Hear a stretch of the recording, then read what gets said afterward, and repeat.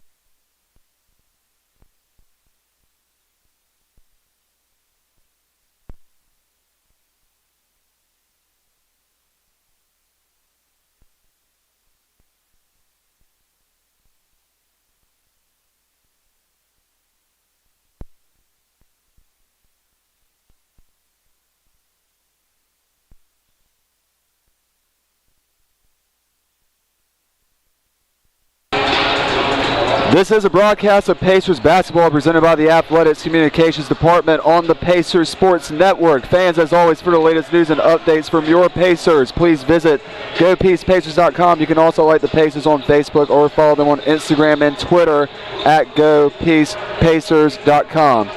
February 25th, 2020 was the last time that Pacer Nation was allowed here inside the Herman Athletic Center. We are coming to you live for today's matchup between the visiting opponents from the ODAC Conference, the Virginia Wesleyan University Marlins, who come into today's matchup with an overall record of 2-2, and your William Peace Pacers from the USA South are coming to today's matchup with an overall record of 1-1. As I stated, February 25th, 2020 was the last time that fans were allowed inside the Herm. That means that today has been 634 days since Pacer Nation was last allowed here inside the Herman Athletic Center, but they get to come back for the home opener for their Pacers 2021-2022 season campaign, and they get to see a good one between the visiting Marlins and your William Peace Pacers. The Pacers have already played a total of 4 games so far this season, 2 of those games being exhibitions against Division I opponents. The Pacers season started back on Tuesday, November 9th, when they traveled down to Bowie's Creek to take on the Campbell University Camels, again in an exhibition. The Pacers fell in that one by a final score of 85-50. Their next game, which would be their first game of the season, they traveled to Washington Lee and fell by a final score of 101-73, starting them off 0-1 for the season. And then their third game, I should say, of the season came against another Division I opponent in exhibition, where they traveled to Appalachian State University to take on the Mountaineers back on November 15th, falling to that one by a final score of 98-49. And then in their second official game of the season, which took place this past Wednesday, the Pacers traveled up to the Queen City and got a 89-79 victory over the Johnson Wales University Wildcats.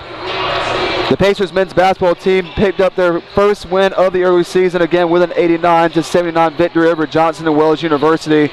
It was the transfer from North Carolina Wesleyan, Garrett Phillips, who led the team with 25 points, along with another transfer from UNC Wilmington, Smith Gupton, who also added 24 points for the Pacers. The Pacers now look for their home opener, which is getting ready to take place just after 3 o'clock p.m. opening tip-off expected then. This gives the Pacers an overall record of 1-1 for the season, coming into their 4th game overall of the year, 3rd official game on the calendar. How the Pacers were able to pick up that 89-79 victory this past Wednesday over Johnson and Wales. In the first half, the Pacers would get out to an early 6-5 lead with 2 shots from behind the arc coming from Bo Bryant. Garrett Phillips would add 2 consecutive 3-pointers to bring the score to 12-5, while threes from Smith Gupton and Tyler Parton and a dunk from Michael Doolin would increase the lead to 20-11. Phillips would continue to be sharp from behind the arc, while a few free throws from Don Tyrell Jr. would bring the score to 33-22. The Wildcats would battle back within 1 to 12, 35-34, but Garrett Phillips and Smith Gupton would continue to be hot, combining from behind the arc to send the Pacers into halftime, leading by a score of 44-34. Don Tyrell Jr. would start off the second half with a big dunk, which really set the tone for the rest of the way, as the Pacers were able to jump out to a 46-34 lead. And then a layup from Tyrell Jr. and a shot from behind the arc from Rashad Rouse would give the Pacers a 58-44 advantage. A few shots from within 7. The Wildcats would battle back within 7, but a layup from Don Tyrell Jr. would put the Pacers ahead 79-70. Garrett Phillips and Smith Gupton would pick up the final shots from the foul line for the Pacers to give them an 89-79 win over the Wildcats. Pacers top performers in that one. Garrett Phillips led the team again with 25 points, going 5 of 9 from behind the arc and 6 of 7 from the foul line. Smith Gupton would add 24 points as he went 7 of 12 from the field and 5 of 5 from the foul line as well. Don Tyrell Jr. and Bo Bryant each tallied a double-double, with Tyrell Jr. picking up 10 points and 11 rebounds, and Bryant adding 12 points and 10 rebounds. That sets up for today's matinee matchup for the Pacers home opener, which is getting ready to come up. Opening tip-off scheduled just after 3 p.m. as it is the return to the Herm for Pacer Nation. We're going to pause real quick for a short break, and we'll come back with starting lineups and a breakdown and keys to the game as you're listening to coverage of William Peace basketball on the Pacers Sports Network.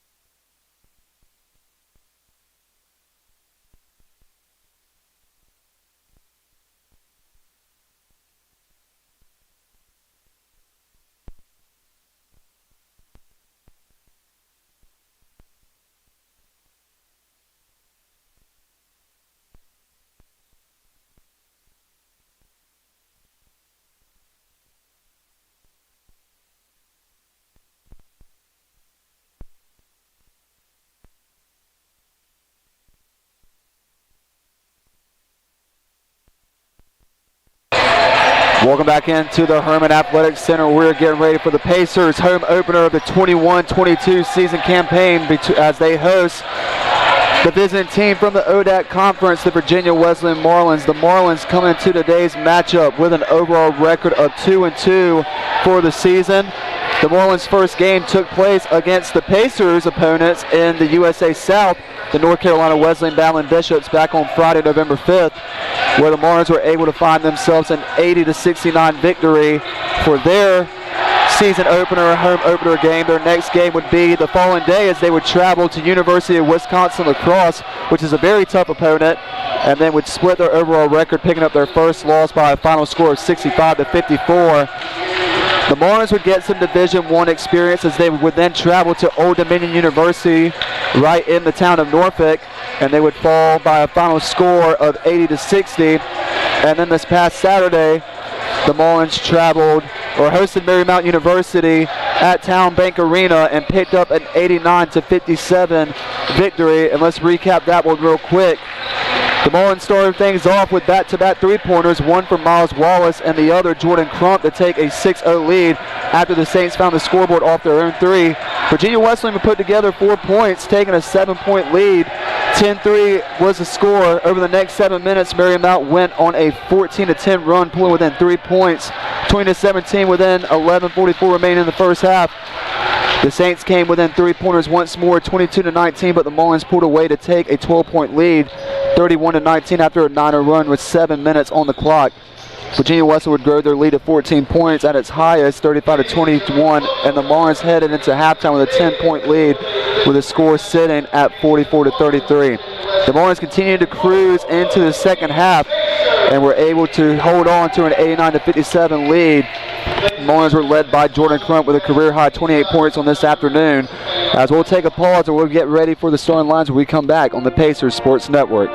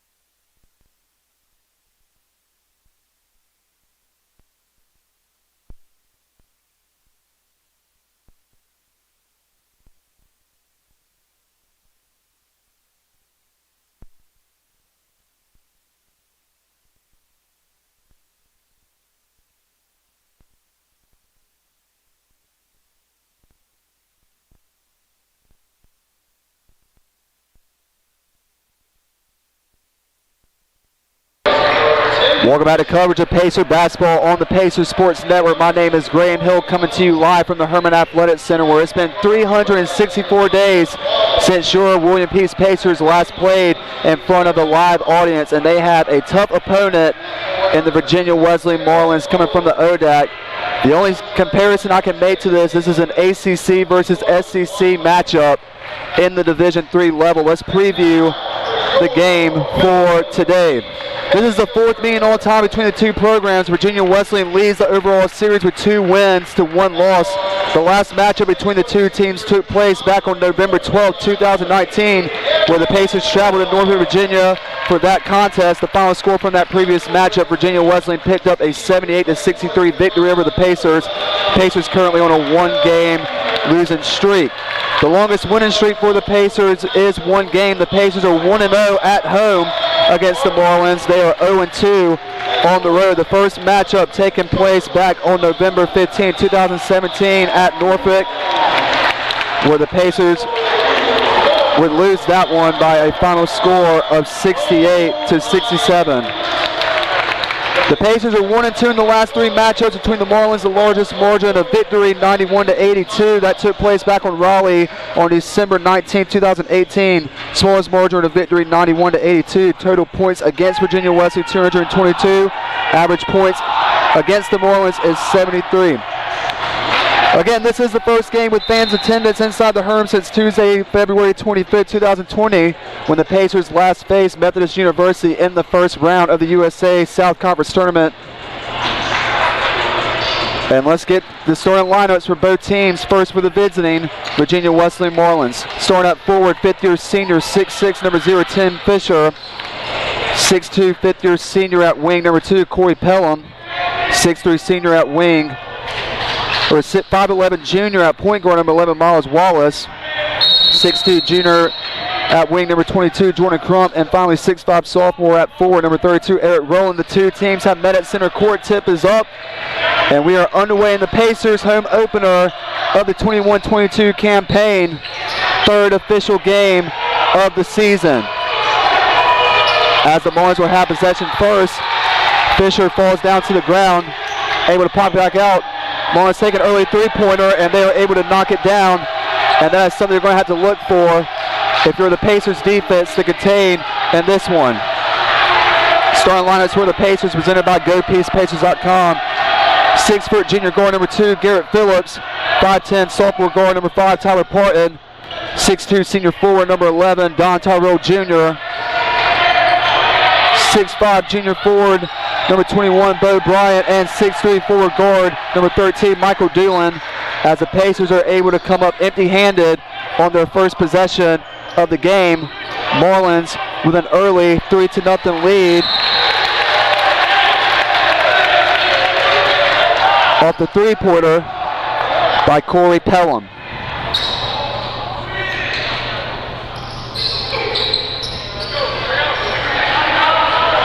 Pacers get the ball back.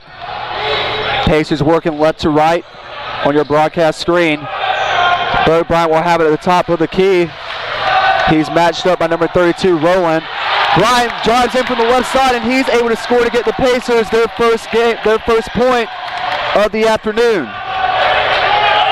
Great move there by Bryant. Taking Rowland right to the rack on the other side. Fisher backing up against Tyrell Jr. Fisher goes up with his right hand on the left side. He's able to knock it down. 5-2 now in favor of the Marlins. Parton brings it up for the Pacers. Parton working left to right. Moves over to the left side, goes back to the right, passes to Bryant at the top of the key. This time Bryant will be matched up by Wallace. Wallace now moving over to the left side. Short hand off to Parton. Parton double team, leaves Bryant wide open. 3-point shot off the mark. And the Marlins come up with a rebound. Wallace bringing it up the court for the Marlins. Pivots over to the right side. Passes over to Pelham. Pelham matched up by Phillips. 2-on-2 climb there. He goes down low to Fisher once again. Fisher goes over from the right side. Has his shot stripped away by Tyrell Jr. And that's a statement defensive play for Tyrell Jr. on Fisher. And Tyrell Jr. from the left side goes up with a pump fake. He's able to score. Pacers cut the Marlins lead down to 1. Tim Fisher is going to be the man to beat all afternoon long for the Marlins. He's an ODAC All-Conference player. Tyrell Jr. is going to have to play his best game against one of the best players on the court for the Marlins.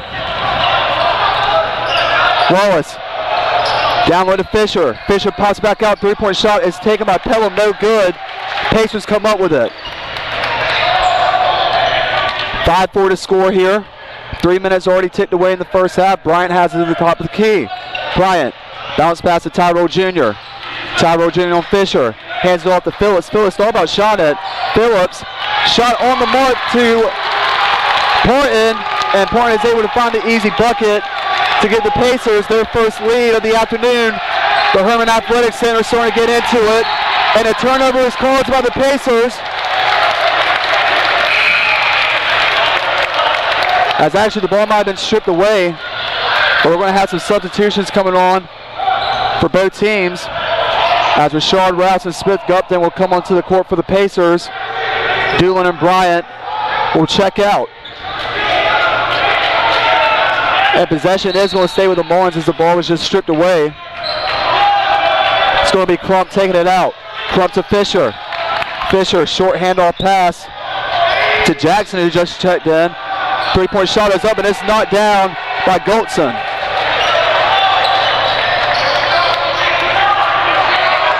Portnow bringing up the backcourt for the Pacers. Portnow matched up by Joey Lee, who checked in for the Marlins. Hand off to Phillips. Phillips' shot is up off the back burner, and Lee comes up with a rebound. Lee bringing it up in an empty backcourt. Passes over to the right side. They go down low to Fisher. Fisher on the right side, matched up by Taylor Jr. Fisher puts it up, and he's able to score. That's going to be the matchup to look at all day long between Tyrell Jr. and Fisher. Garrett Phillips passes over to the left side to Gupton. Gupton back to Phillips. These were the two guys that were hot in the Pacers' previous win this past Wednesday. Phillips goes up for the floater, can't knock it down, but he's able to draw contact, and a foul is called. So far, a heavy competitive matchup between the two teams. Marlins currently with a 4-point lead, and we have our first media timeout of the day, and we'll take it with them. 10-6, Marlins with an early lead. You're listening to coverage of William Peace basketball on the Pacers Sports Network. We'll be right back.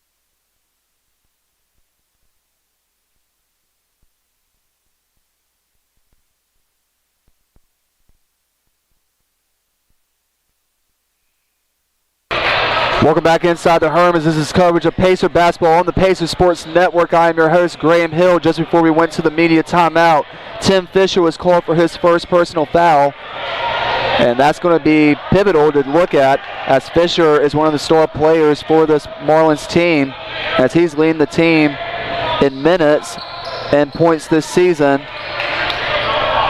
He's picked up his first foul of the afternoon, and that's going to send the transfer for North Carolina Wesleyan, Garrett Phillips, to the line for two, as he's able to knock down the first one.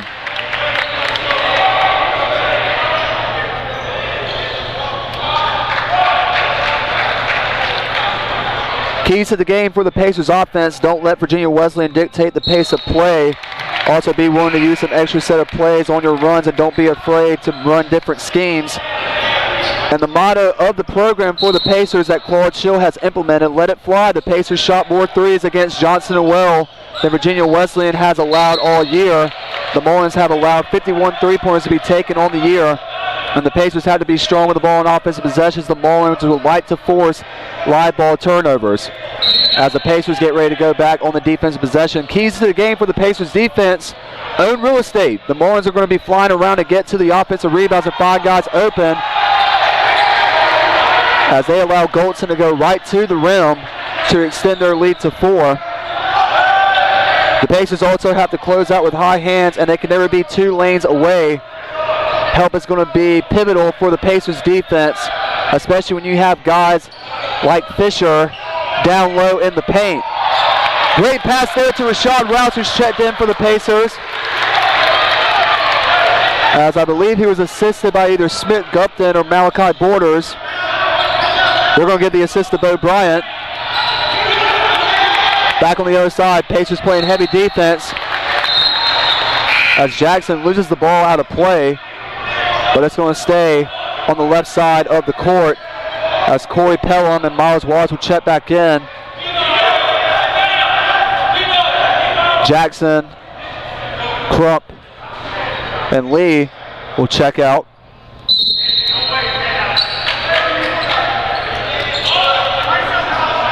And Rowland will check back in as well for the Mullins. They go down low to Fisher, but great move there by Rouse to strip the ball out from behind, giving possession back to the Pacers. Everett Lewis, bounce pass to Bryant. Bryant, matched up by Pelham. Pelham pass to Gupton. Gupton driving in from the left side, bounce pass in front of the rim to Bryant. Bryant can't hold on to it, and the Marlins come back up with it.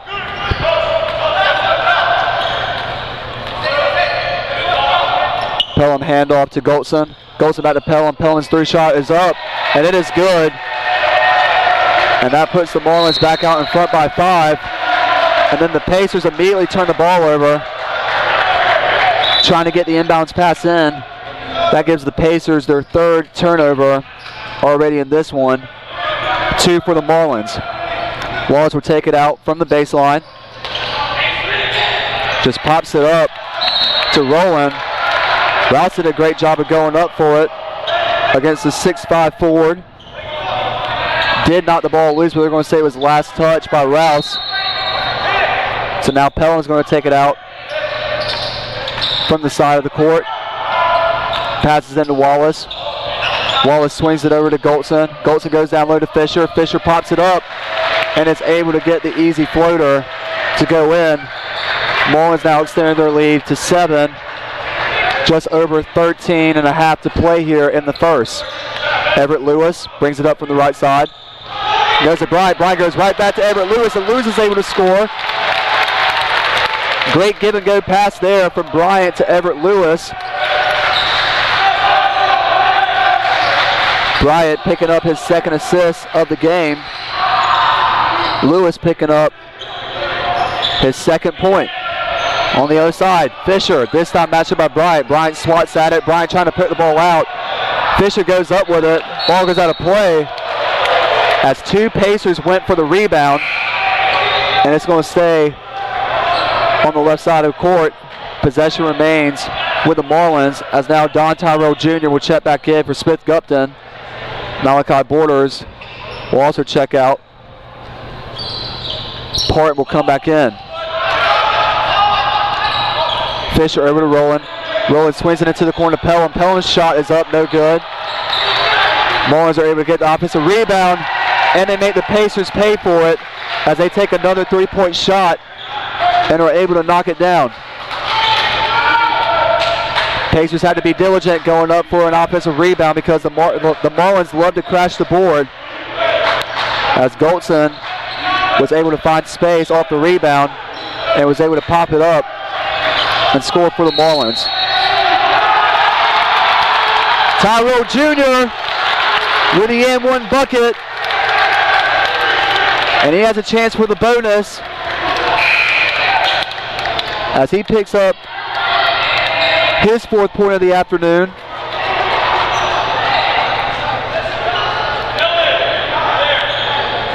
Waiting to see who he was fouled by. Tyrell Jr., the 6'2 senior forward, one of the big restoring players for the Pacers, is able to knock down the bonus shot to now cut the Marlins lead down to 5 with under 12 and a half to play. Dylan Butler comes in for Rashad Rouse, along with Number 13, Michael Doolin, who comes back in. And on the other end, the Marlins get an and one bucket of their own.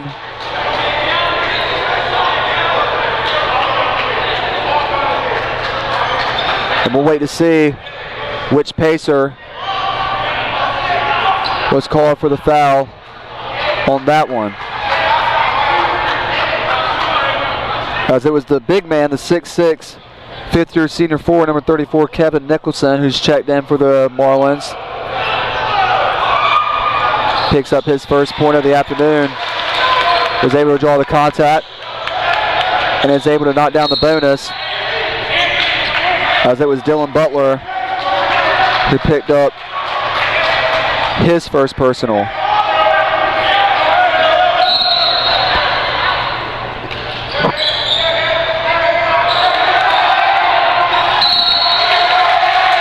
Tyrell Jr. struggling to get the inbounds pass in. It's going to cause a turnover. And the Marlins will get the ball back.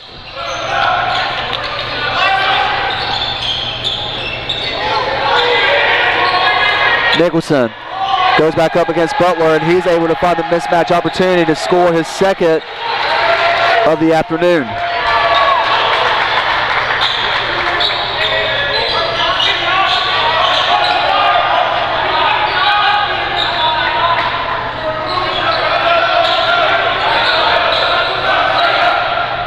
Doolin passes over to Butler. Butler drives into the lane, hands off to Everett Lewis. Everett Lewis now goes up from the right side, had his shot blocked, and as he came down to the ground, he fell hard. Everett Lewis struggling to get up. On the other side, three-point shot is taken. Marlins get a rebound. Nicholson goes back up on the second chance opportunity, and he's able to score. And the Marlins have now jumped out to an early 12-point lead. Everett Lewis looks to be all right as he hit the ground hard. Parton able to respond for the Pacers. Cuts the lead down to 10 with 11 minutes remaining in the first half. Crump had the ball stripped away from him. Everett Lewis, 2-on-1 opportunity for the Pacers. Tyrell Jr. goes up. He can't get the layup to fall. Pacers trying to get the rebound. Now it's a scuffle for it on the ground, and the Marlins come up with it as it was Jackson who went down on the ground to keep the possession in favor of the Marlins.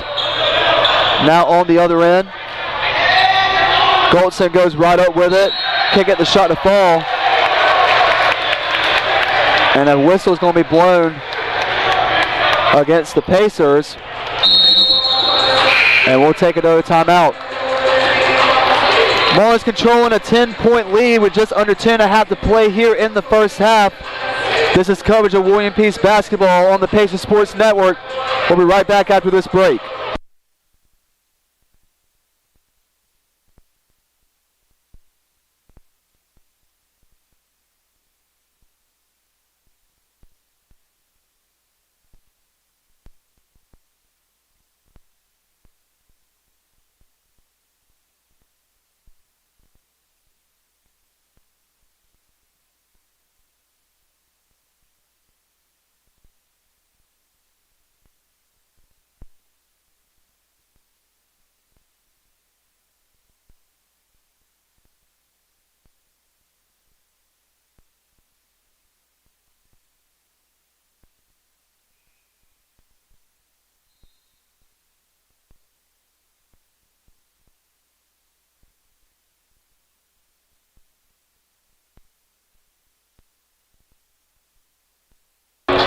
Back here inside the Herman Athletics Center, where the Marlins have jumped out to a 10-point lead, 27-17. Our score here with 10:29 left to play here in the first half.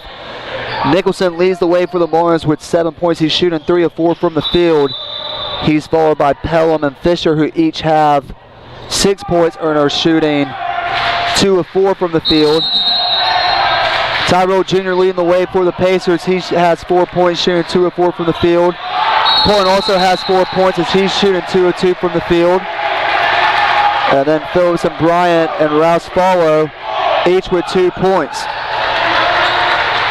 as the Pacers pick up another turnover, as that's going to be their 5th turnover in the first half. Fisher on Tyrell Jr., he pops it out. Crump drives in from the left side and gets the bucket to fall to extend the Marlin lead to 12. Portland racing down from the right side, goes right to the basket. Portland's layup is good, as Portland put on the dusters there and was able to take number 15 Leo the Mullins with him. Now on the other side, Goldson. Jump shot from inside the arc, no good. Doolin comes up with a rebound for the Pacers. Mismatch opportunity you don't want to see as Portland's going to try to take on the big man Fisher. Portland trying to find somebody to pass it out to. He now gives it to Doolin. Doolin now has to take a pause in his steps, passes it to the left corner to Phillips. Phillips now struggling to get the pass off. Marlins playing a heavy zone here as Doolin goes over to the right side, can't get the ball, but Tyrell Jr. is able to get the fallback bucket to go in to give him his 6th point of the night.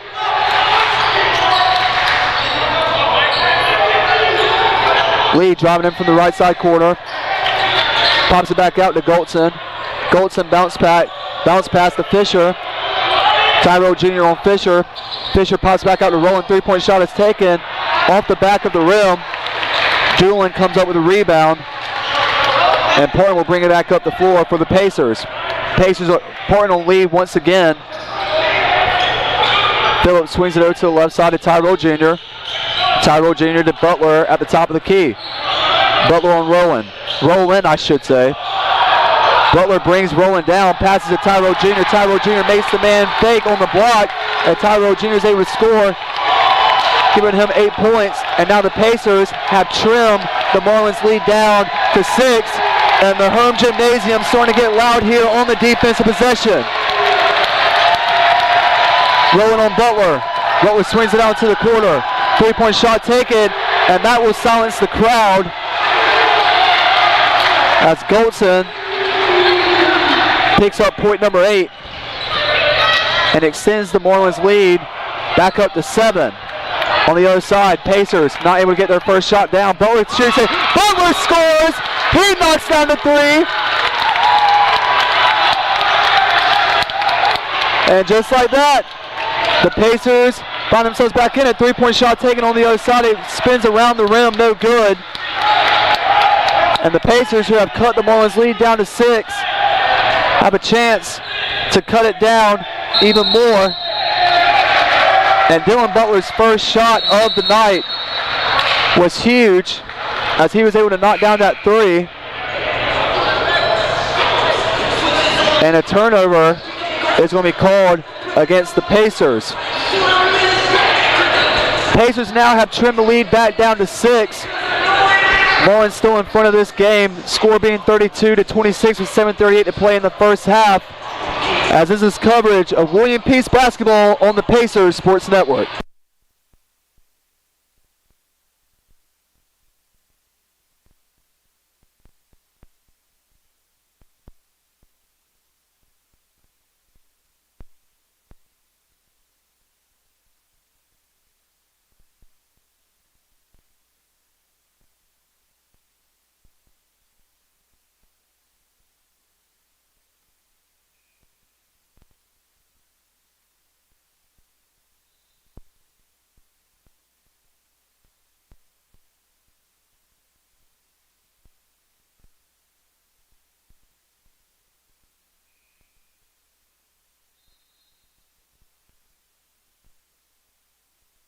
Welcome back to the Pacers Sports Network. Pacers still trailing the Virginia Wesleyan Marlins by a score of 32-26, 7:38 to play here in the first half, as it's the home opener and the return to the home for Pacer Nation, as there's been spurts where Pacer Nation has gone into this game when the Pacers have been on the defense possession. Previous time was after Dylan Butler was able to knock down a 3-point shot to put the Pacers back within a margin of trailing by 10. And let's see if they can come up with a defensive stop here, as a 3-point shot is taken by Pelham off the mark. Bryant comes up with the rebound, and now the Pacers will try to push the offense. Gupton Back up to Porton to the left side of the key. Porton handoff pass to Phillips. Phillips bounce pass to the top of the key to Tyrell Jr. Swing pass to Gupton. Gupton's shot up and under the rim is good. And the Pacers have cut this one back down to 4.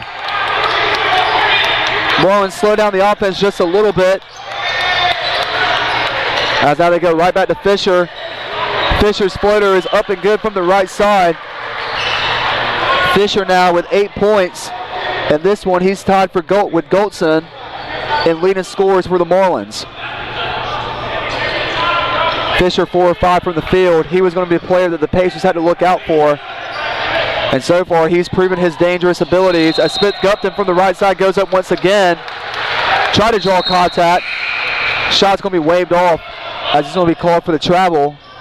And the Pacers will pick up their 7th turnover of the first half. Nicholson, inbound pass to Wallace. Wallace will bring it up the floor. Matched up by Malachi Borders. Back up to the top of the key. Is rolling with it. Rowland swings it over to the left side of Wallace. Wallace goes down low to Fisher. Who else? And Fisher goes up, in and out. Bryant with the rebound. Bryant now bringing it up the court. Long distance pass to Phillips on the right side. Phillips tries to go for the extra bounce pass. Gupton shots up.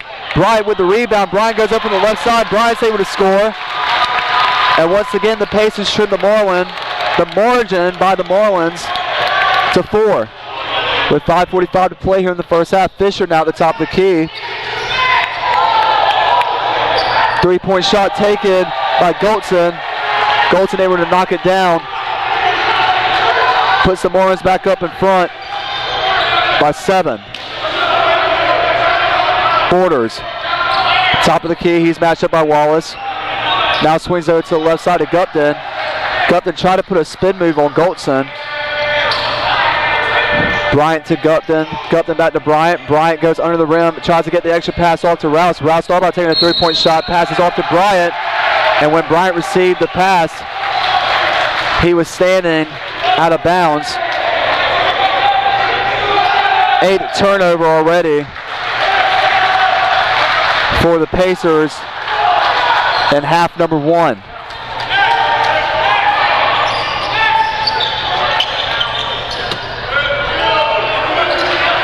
Goldson now drives in from the left side. Tries to get the extra pass off to Pelham, who was wide open on the left corner. As he tried to get the pass off, it was knocked out of bounds. Possession will remain with the Marlins, though. Marlins only have 4 turnovers to the Pacers 7. 3 defensive rebounds to the Pacers 7. 1 offensive rebounds to the Pacers 3. Pacers leading rebounds at 10-4. As Rowland's 3-point shot from the left corner is no good. And Rouse will bring it up for the Pacers. Rouse forced over to his left side. Pops it out to Everett Lewis. Everett Lewis to Porton at the top of the key. Porton to the left, now back to the right. Hands it off to Bryant. Bryant back to Porton. Porton hesitated with a 3-point shot. Drives in. Now gives it to Bryant. Bryant to Porton. Porton to Bryant. Now Bryant with a 3-point shot. It's good! Right as the 3-point or the shot clock was expiring, Bo Buckets is able to knock down the 3-point shot. Pacers only trailing by 4. Rowland on the other end goes right back up with it to the left side and puts the Marlins back out in front by 6. Rouse, top of the key, left side. Now to Bryant in the center. Bryant moving over to the left side. Bryant bounce pass to Everett Lewis. Everett Lewis now thinking about going up against Rowland. Rowland with a bounce pass to Bryant. Bryant to Rouse. Rouse, his 3-point shot. Bang! It's good! Rashad Rouse knocks down the 3-pointer for the Pacers. And the Pacers find themselves only trailing by 3 once again. On the other end, Pelham right in front of the Pacer bench. Almost had his pass taken away by Everett Lewis. And Crump drives into the lane and takes a short jump shot to knock it down. Pacers have been looking good on their back-to-back offensive possessions. Let's see if they can keep the momentum rolling. Phillips, right side, passes to the center to Everett Lewis. Everett Lewis now drives in from the right side, goes up and under, makes the defender miss. Everett Lewis, nice move for the Pacers. And that's going to force the Marlins to call a timeout as the Pacers have trimmed this Marlin lead down to 3. Back-to-back three-pointers. 3 offensive possessions, and the Pacers have come up big, and they have the Marlins on their toes. This is coverage of Pacer basketball. Your Pacers only trailing by 3 now. Score 41-38, 2:55 remaining in the first half. We'll be right back after the Marlins' first timeout on the Pacers Sports Network.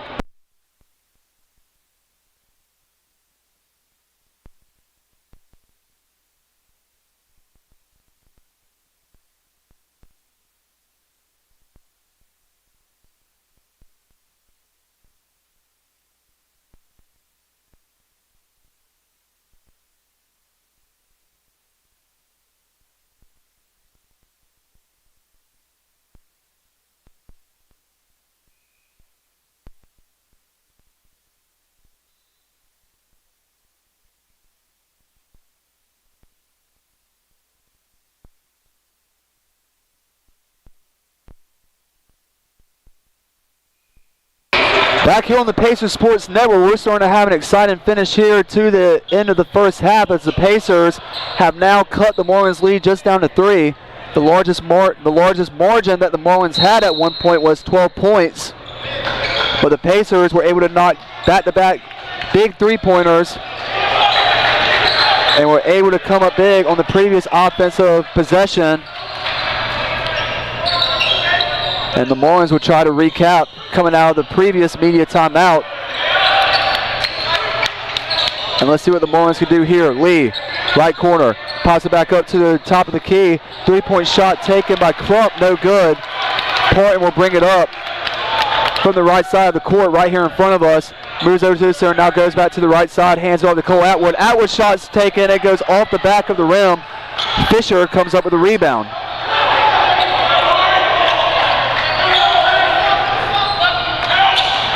Amari Dava, who's checked in for the Marlins, goes up from the left side. He draws a contact and he goes down to the floor. And he'll get ready to take 2 shots from the charity stripe. Foul's going to go against Cole Atwood. That'll be his first. The only second team foul for the Pacers in the first half.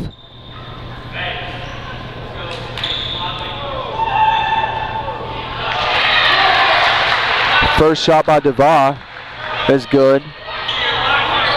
Second shot approaching. Pacers are starting to find their rhythm offensively. They love to go for those extra passes.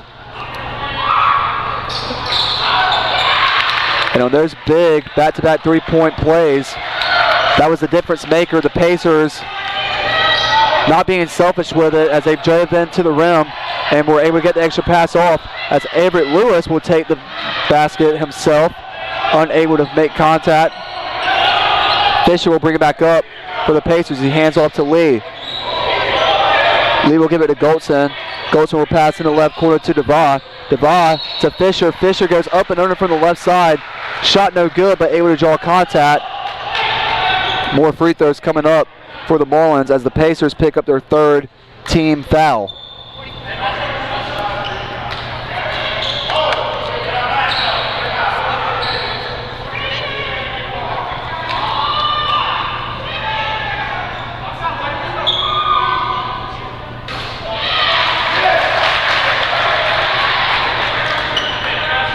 First free throw shot by Fisher is good, as the previous foul was called against Don Tyrell Jr. for his first personal. Second free throw coming up with 1:40 remaining in the first half, as Fisher goes 2 for 2 from the charity stripe. Fisher now with 10 points for the Marlins. Fitting name for his team's mascot. Turnover for the Pacers. Lee has it in front of the Pacer bench. Passes down the corner. Now they give it back to Fisher. Down low. Pop it back out to Goldson. Goldson takes a three-point shot, and he's able to knock it down. And just like that, the Marlins go right back up by 9. As Goldson now has 14 points for the Marlins, as he's leading the way for Virginia Wesleyan. Porton matched up by Lee. Goes to Tyrell Jr. Tyrell Jr. matched up by DeVaugh. Passes out to Cole Atwood. Cole Atwood off the rim. Pacers get an offensive rebound. Everett Lewis goes right back to Tyrell Jr. as Everett Lewis was shaken up. And as Tyrell Jr. went up for it, couldn't hold on to possession of the ball. Loses it. So possession will come back to the Marlins as Doolin and Atwood will check out. Bryan and Phillips will check back in as we're under a minute to play here. And it looks like we're going to take our last timeout of the first half. Marlins have gone right back up by 9. Our score, Virginia Wesleyan 47, William Peace 38. We'll be right back on the Pacers Sports Network as you're listening to coverage of Pacer basketball.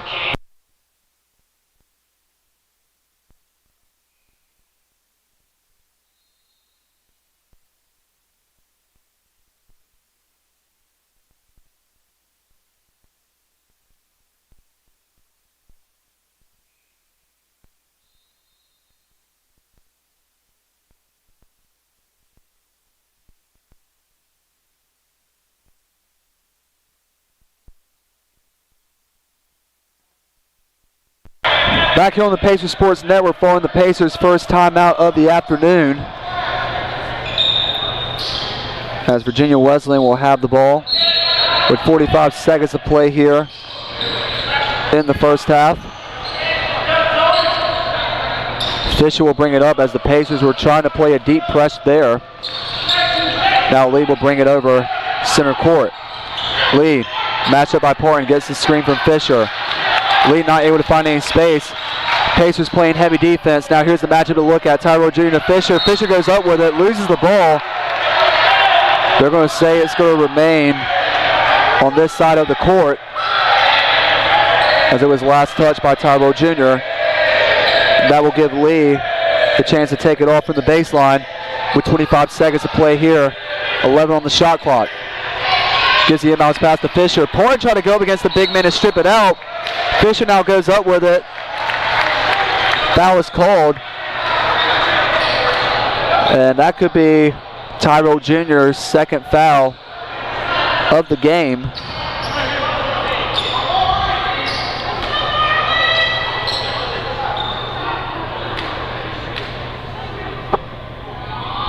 It's the Pacers' fifth foul of the afternoon.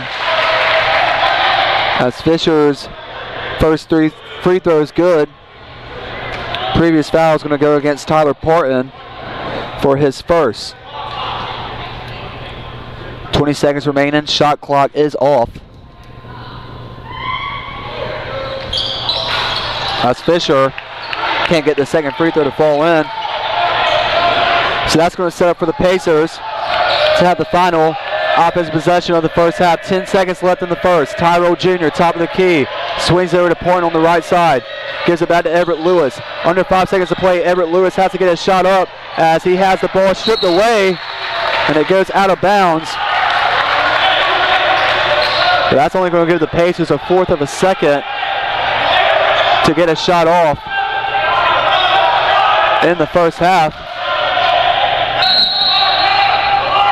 Bryant will inbounds the pass. Shields is saying that there's a clock issue. And now the officials will meet to talk it over. One of the officials walking over to Coach Shields as he's trying to plead his case. The official doesn't want to hear it. Play resumes. Bryant getting ready to inbound the ball. Trying to find somebody. Gives it to Tyrell Jr. who just tries to get a floater up. Coach Shields wanted a foul. No foul given.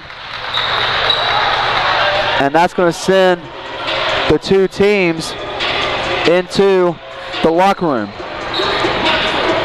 We've officially reached the end of the first half of action here inside the Herm. Pacers home opener of the 21-22 campaign.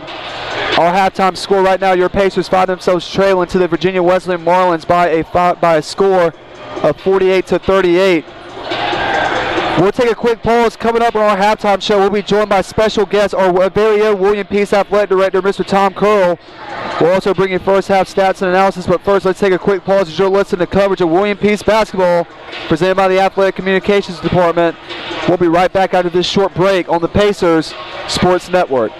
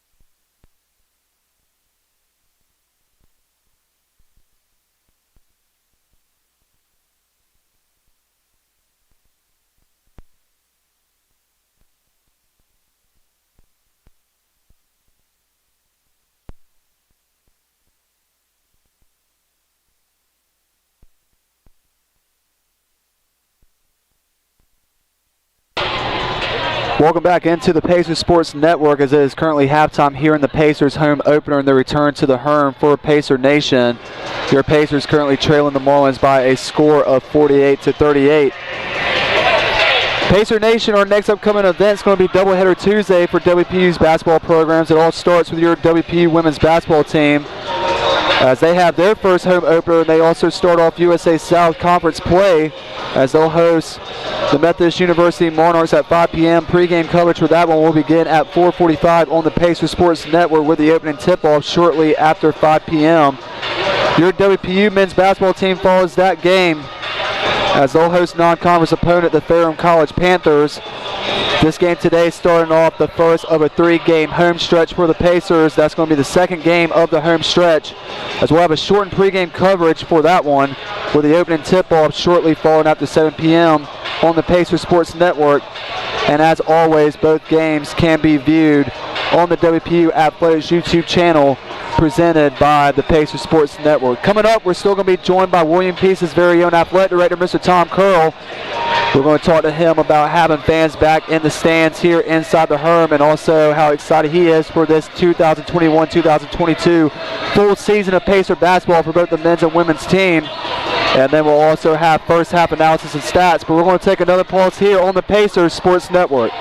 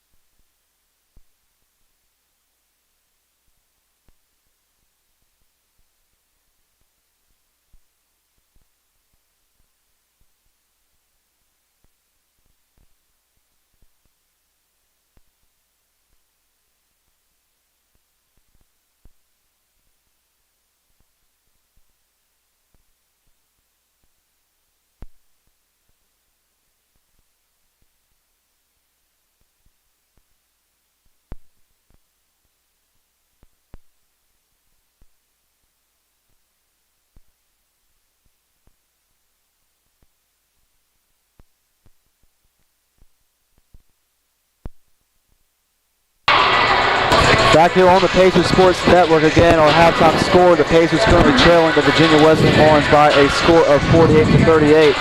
At this time, we're being joined by WPU's very own athletic director, Mr. Tom Curl. Tom Curl enters his third year as the director of athletics with William Peace University.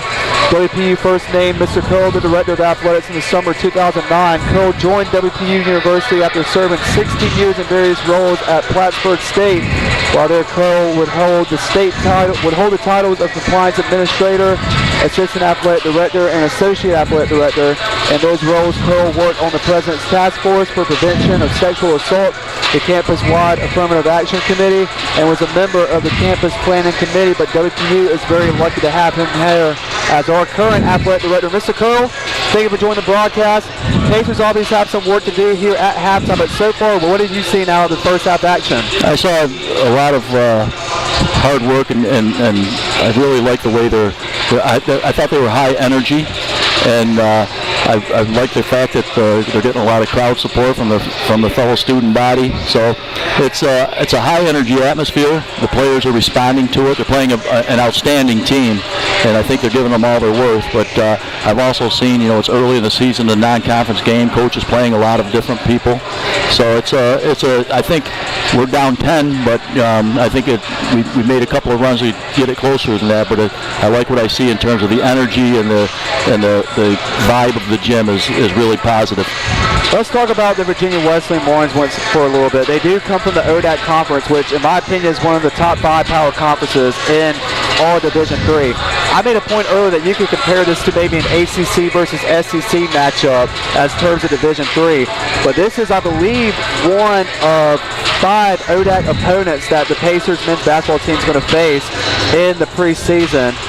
Talking with Coach Shields a little bit about scheduling these games, I mean, one, just how familiar are you with the ODAC conference? And you got to respect the hustle that Coach Shields is trying to implement by getting some tough teams in the non-conference slate of the season. Well, I was I coached at Plattsburgh in the SUNYAC conference, and so I know the strength of the conferences. And the ODAC is, as you said, one of the stronger conferences in the nation. They've got national championships out of that conference, and so I really applaud Coach Shields for not backing away from any contest, and not backing away from any competition, and really embracing the fact that we want to be, we want to play the best, so that we can be the best, and so that's a challenge. When you bring those types of teams into the gym, it's a challenge for the players and for the program. But that's how you grow the program and get it to where the players know what it takes to be at the top level in the region. 4th game of the 21-22 campaign for the Pacers men's basketball team. 3rd official game since 2 of the Pacers' first 4 games were exhibitions against Division I opponents in Campbell University and Appalachian State. Kind of walk us through the process as the athletic director. What's it like talking to those Division I teams to schedule those games? Well, I'll tell you, Coach Shields does all the scheduling, and they're exhibition games for us. So from the Division I perspective, it's kind of a warm-up for them, and for the Division III perspective, it's a guaranteed game for us in terms of fundraising a little bit, but it's also, it gives our players a chance to play on the biggest stage and get an understanding of what it means to be Division I caliber athlete, and when you play at that level, it's only going to make you better. You're going to get experience to get some good teams. Final question I want to ask you. I got a key stat that I want to tell you. The last time that Pacer Nation was allowed inside the Hermick Athletic Center was 634 days ago, back on February 25th, 2020, of the first round of the USA South Conference Tournament game. From what you've seen so far, you kind of alluded to it earlier, but how good is it to have fans back in the stands for this 21-22 season? It's wonderful. COVID's a concern, will be a concern for some time. We got to really encourage people to pay attention to the protocols with the masks and so forth. But I think it just adds to the experience for the student athletes when there's a loud, supportive crowd behind them, and I see that. And it's not just good for the players, but it's also good for the student body that they want to get back to as normal of an experience as a college student as they can. And so I'm really pleased that we have a lot of family members, but we also have a lot of our student body, and that's the group that I'm most concerned with, giving them the full experience of what it means to be a William Peace Pacer. So I'm thrilled that we are back. We want to make sure that we maintain the precautions necessary necessary with reduced capacity in the gym and with masking. But the more we pay attention to those things, the more we can open things up, I think. So hopefully everybody will cooperate with the protocols as they exist, and we can expand it from there as we move forward. Mr. Cole, thank you for all that you do for WPU Athletics, and also I just want to take the time for myself to personally say thank you for allowing me to be the voice of the Pacers. We appreciate all that you do serving as the AD, and good luck the rest of the school year with all the athletic events coming up. Thank you very much, Graham. I appreciate you and the work you do for the college. Thank you. Absolutely. Thank you, sir. That was WPU Athletic Director Mr. Tom Curl joining us on the halftime show. This is a good time to remind you that WPU has implemented spectator safety measures to make sure your health and safety is a top priority during all games here inside the Hermann Athletic Center. All staff members and representative of William Peace Athletic Department are happy to have fans in attendance at any games in compliance with the USA South safety protocols. Fans, we ask that you please wear a mask correctly while in attendance for any games this season. Be sure to also respect the social distance of those around you, and we thank you for your cooperation. We're happy to have you back in the stands for the 21-22 WPU basketball season.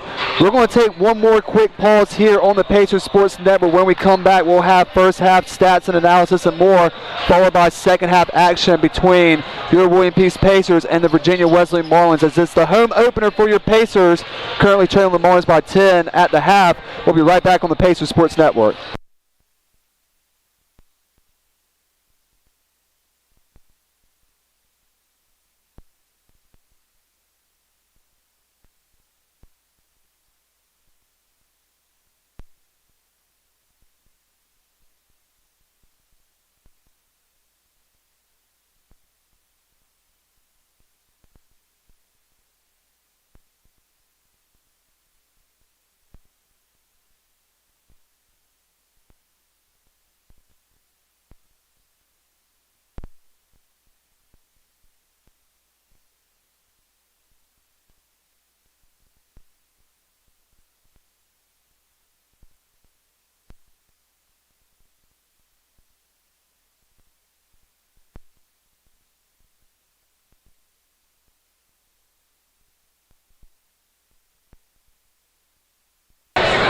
Welcome back to live stream coverage of William Peace basketball on the Pacers Sports Network, presented by the Athletic Communications Department of WPU. Our halftime score, your Pacers currently trailing the Marlins by a score of 48-38.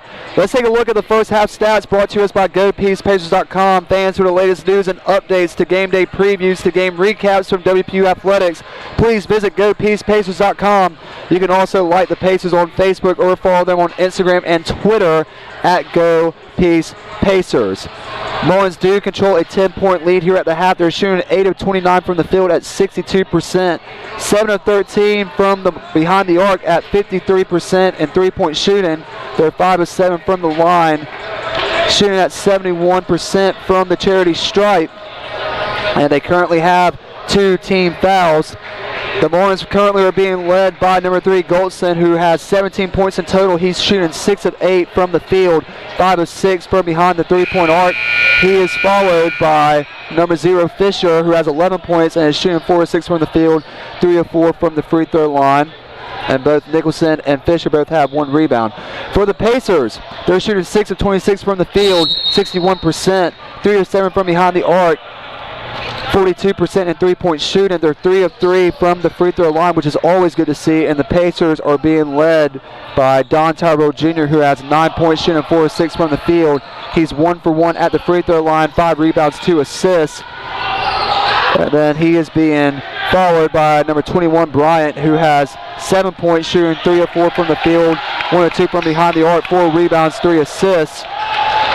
And the Pacers have 5 team fouls. Second half action is underway. Both teams go empty on their opening possessions here in the second half of play. Tyrell Jr. matched up by Fisher. Now hands off to Bryant. Bryant will dump it off to Tyrell Jr. Tyrell Jr. driving in from the left side. Has a mismatch, and Pelham Tyrell Jr. goes up and gets the and-1 bucket to fall in for the Pacers. Tyrell Jr., his 11th point of the afternoon. He found the mismatch in Pelham and was able to make him pay for it. And Fisher a little shaken up. As Pelham now will pick up his second personal, and that will give the Marlins their third team foul. Tyrell Jr. free throw shot is good, and the Pacers cut the lead down to 7. Wallace now bringing it up the court. Passes over to the right side.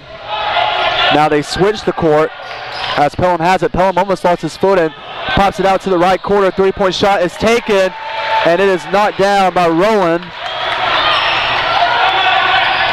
That'll give Rowland his 8th point of the afternoon. On the other side, Porton hands it off to Doolin. Same starting lineup as the beginning of the game for the Pacers. Same starting 5 for the Marlins as well. Bryant. Great move there. Bryant jump shot way off. Didn't even touch the rim. And now the Marlins will bring it up, working right to left. Wallace matched up by Phillips. Passes over Doolin to find Fisher.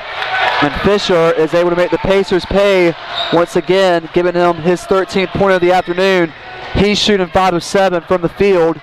2 minutes ticked away in this one. Marlins go back up by 8. Porton, bounce pass into the lane to Bryant. Great pass that was being looked at as he was trying to make contact with Phillips. Phillips was unable to receive the pass. Marlins back down the other end in the corner. It's Rowland with it. Rowland now with a bounce pass to Fisher. Fisher pops it back out to Crump.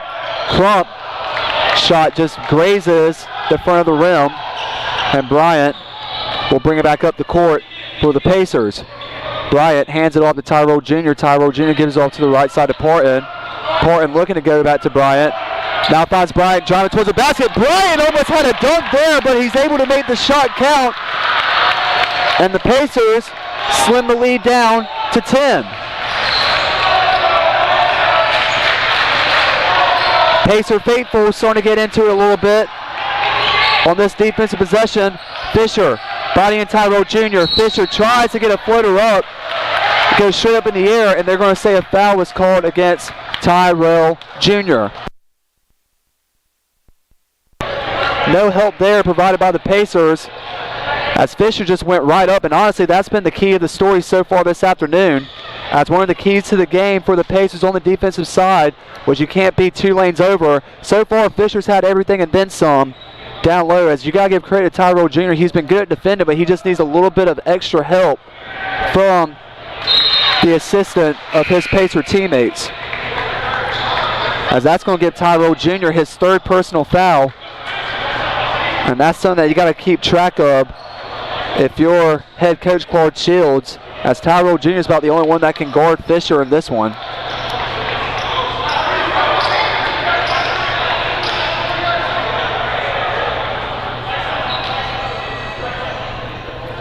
Fisher's first free throw is good. Second free throw approaching. Knocks it down, goes 2 for 2. Fisher now just 2 points behind their leading scorer in Goldson. He has 15 for the afternoon. Porton dribbling in between the legs. He's matched up by Wallace. Wallace now moves over to the left side, still guarded by Wallace. Porton over to Bryant. Bryant over to Phillips. Phillips to Gupton, who had to secure the pass. Gupton now trying to find a man. Gupton has to dribble out. Gupton now pulls up off the back of the board.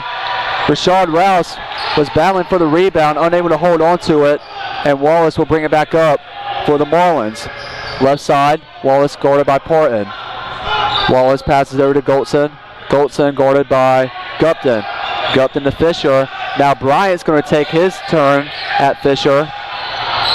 Fisher pivots over to the right side, goes up, and it's able to draw in. No help whatsoever from the man that is having to guard Fisher. Fisher now is tied with the leading scorer of the Marlins, 17 points apiece between Goldson and Fisher.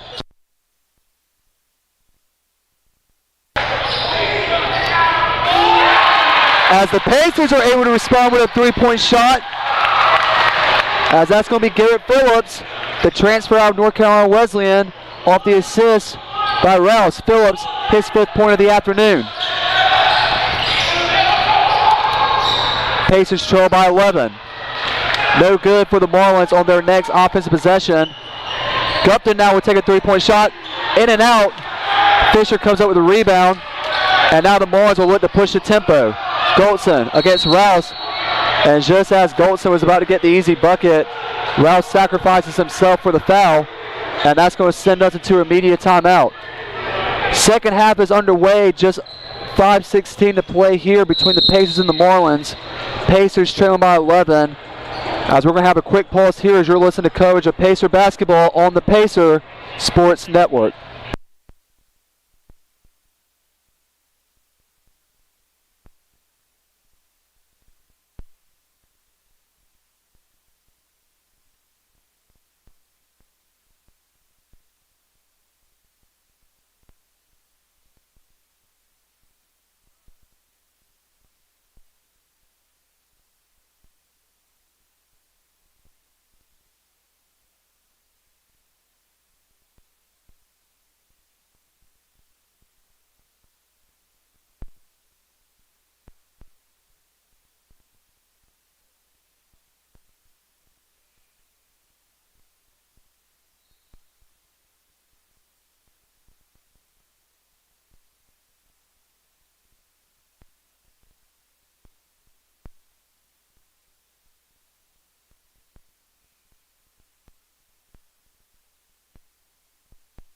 Back here inside the Herm on the Pacer Sports Network, the return to the Herm as it's the home opener for the Pacers 21-22 campaign.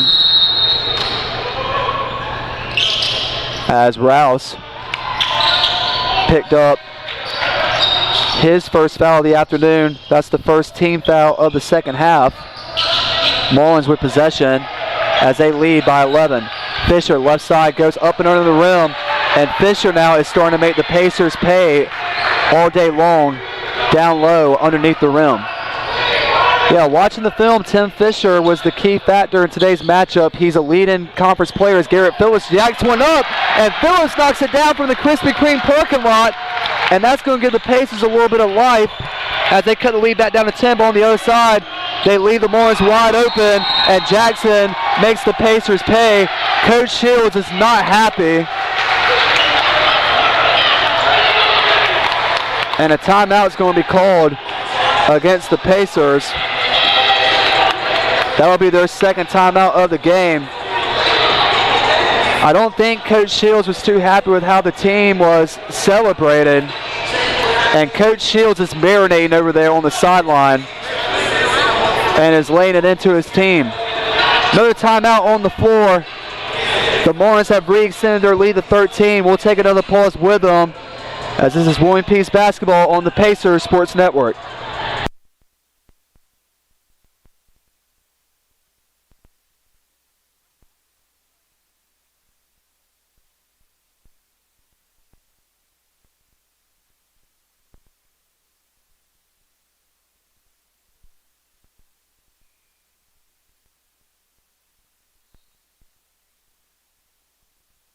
Back here out after the quick timeout here on the Pacer Sports Network. Coach Shields was not happy with the way his team was celebrating. Look, I get it.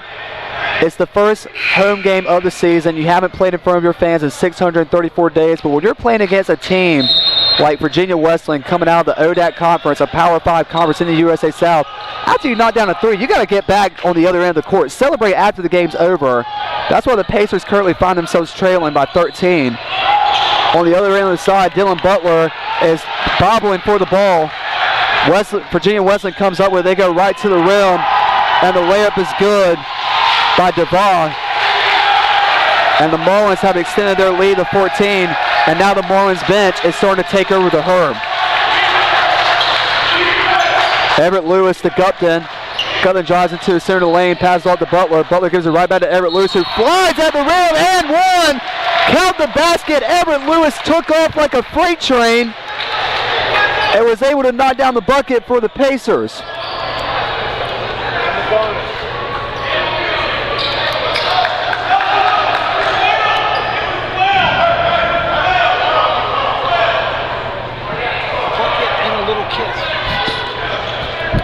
The bucket and a little kiss there by Everett Lewis. as the Pacers were kind of clustered there inside the lane, struggling to find somebody to pass it off to. And Everett Lewis said, "I'll do it myself," as he drove right in and was able to score. Pacers cut the lead down to 3 with the extra shot from the charity stripe coming up, as we'll have some substitutions coming up for both teams. Doolin will check back in for Phillips. Rowland will come back on for Jackson. .14:01 to play here. Pacers at the charity stripe. Free throw coming up from Everett Lewis. He's able to knock it down to get him his 7th point of the night. 2 more substitutions coming up for the Marlins, as the Pacers now have cut the lead down to 12. This is the largest lead that the Marlins had in the first half. The Pacers were able to come back and cut the lead down to 4. The Marlins did jump out to a 15-point lead here in the second half. Now the Pacers going to go for a little press action, but the Pacers have to get a defensive stop here, as now Goldson is trying to add to his highlight reel, unable to come up with a bucket. And as Doolin was trying to bring the ball back up the floor, Goldson's called for the foul. Second team foul of the half. First personal against Goldson. Now Rouse going up against the big man Fisher. Fisher knows this isn't the matchup that the Pacers want. Rouse gives the ball up. Gupton now drives in from the left side. Gupton with a good move. And the transfer from UNCW comes up big there, as Gupton picks up his 4th point of the afternoon. Pacers now starting to play some heavy defense. They got to get a stop here, and they do, as now Rouse is going to get a little vocal here. Rowland not liking it. And the Pacers finally come up with a defensive stop. And the Pacer faithful starting to get loud here, as it's the return to the Herm for Pacer Nation. Wesleyan still with a 10-point lead here, 13-14 to play in regulation. Rouse and Bryant will bring it up the backcourt for your Pacers. Bryant, top of the key, passes over to the right side of Doolin. Doolin now moves over to the center, bounce pass to Rouse. Rouse looking, Rouse finds Gupton underneath the basket. Gupton couldn't anticipate the pass. Now inside the lane, passes it to Bryant. Bryant now drives it for the left side, as Rouse just had his shot swatted away by the big man Fisher. And now they leave Goldson wide open for a 3. And a foul is going to be called after the shot. And now that's going to send Goldson to the line for 3. Coach Shields and the Herm not happy about that one. I don't necessarily think I agree with the official. Pacers had the rebound, had possession of the ball as the foul was called. But either way, that's going to send Goldson to the 3-point or to the free throw line. Knocks down the first. Just as the Pacers had a good defensive stop on the previous possession of the Marlins, they were able to get a good rebound on that one and are called for the foul, as Goldson missed the second free throw. Third and final one coming up, knocks that one down. That puts the Marlins back up in front by 12 with 12:41 to play in the second, as Dubai will come back on. Goldson will head to the bench. Bryant from the baseline. Now the Marlins a little bit of a press action. They back off. Bryant will bring it up the court. Bryant matched up with Fisher. Passes over to the right side to Everett Lewis. Everett Lewis to Rouse. Rouse to Doolin. Swing pass to Bryant. Bryant tries to drive in on Fisher. Fisher stands like a brick wall. Three-pointer coming up. Bang! It's good for Rouse. Rouse moving as quiet as a mouse, able to get open there and knock down the 3-point shot to put the Pacers only behind by 9. On the other end from the left corner, Helen will just throw it away into the bench. Pacers come up with a good stop there.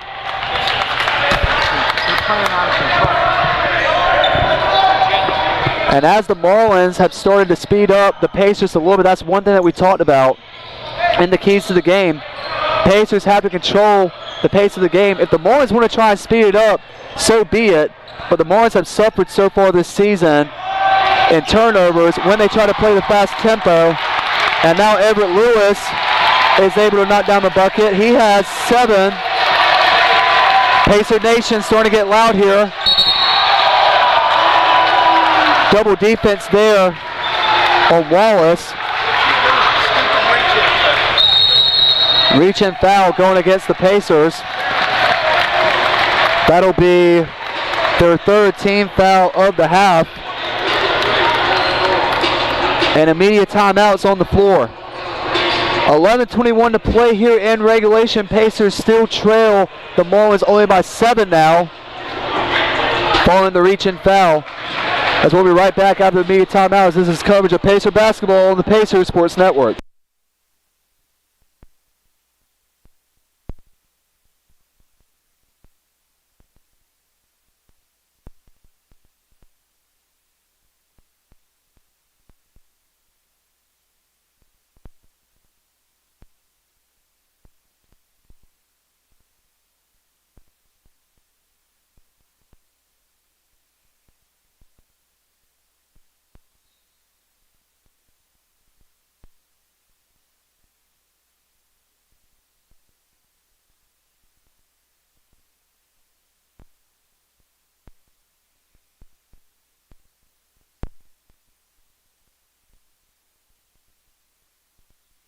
Back here on the Pacer Sports Network. Fans, our next event is going to be Doubleheader Tuesday for your WPU basketball programs. It starts with your WPU women's basketball team as they have their home opener and conference opener against the Methodist University Argonauts at 5 p.m. Pre-game coverage begins at 4:45 on the Pacer Sports Network with the opening tip-off shortly following after 5 p.m.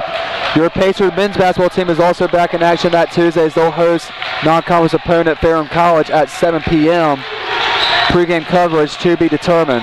Marlins are looking scattered a little bit. Good D by Tyrell Jr. on Fisher. They pop it out as now Pelham will try to drive in from the right side. Shot is no good. Pacers with a defensive stop. And now the Pacers have a chance to really cut this lead that the Marlins have. Everett Lewis with a good move there. Passes out to Phillips. Phillips off the fingertips of Bryant. Pacers trying to get back on the other end. Bryant just swats at the ball to stop the move. Bryant not happy with himself, but at least he's able to stop the Marlins from scoring as Parham will check back in for Doolin. And Goldson will come back in for Devar of the Marlins. As I talked about before the last media timeout, when the Marlins try to speed up the tempo of the play, that's when they can be a turnover waiting to happen. As the Pacers try to cause a turnover, they're trying to come up with it. Ball is loose. Marlins come up with it. Good defensive play there. 3-point shot is taken off the left side of the rim. Bryant comes up with it, and Bryant's going to come up. He's going to have contact made by Fisher. Fisher's going to be called for his 2nd foul. 3rd foul of the half for the Marlins, and the Marlins are starting to look a little scattered and a little filleted here.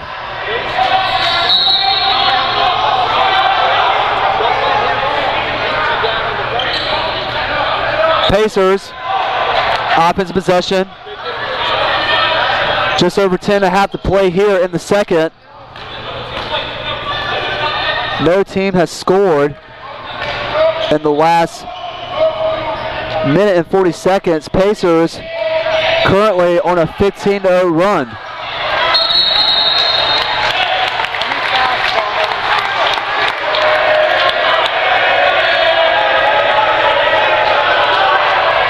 Ball was stripped out of play. It's going to stay on the Pacer end.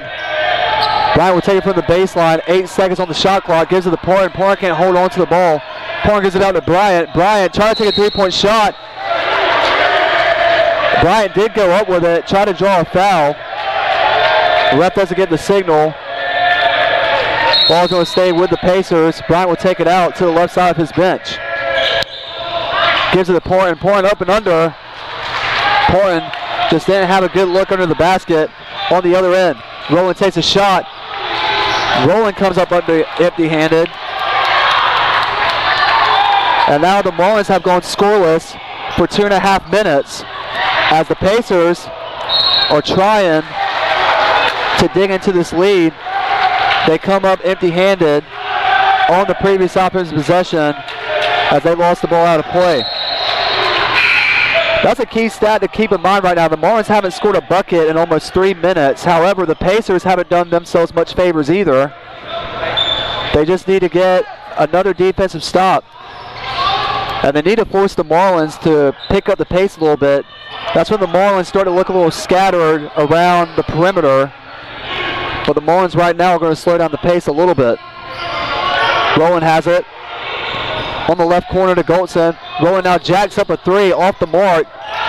Marlins able to get an offensive rebound as Wallace went right back up with it. Couldn't get the fall. Foul called against the Marlins as the Pacers were trying to make a break. Fourth team foul on the Marlins. First personal against Eric Rowland.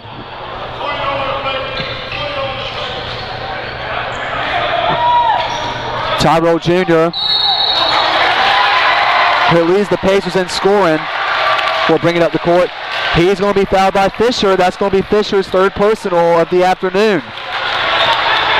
And with over 9.5 to play, that's big for the Pacers. And head coach of the Marlins, Dave Macedo, in his 22nd season, has to make a decision. Do you want to leave one of your top scorers in the game with 3 personal fouls, or do you want to take him out? But when the Pacers keep coming up empty-handed on these offensive possessions, it doesn't matter either way.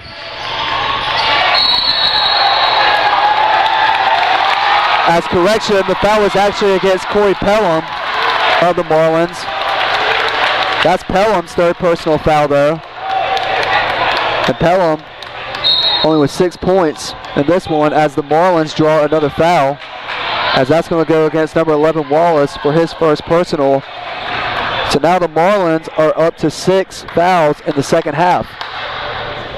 And that's going to put the Pacers in the bonus.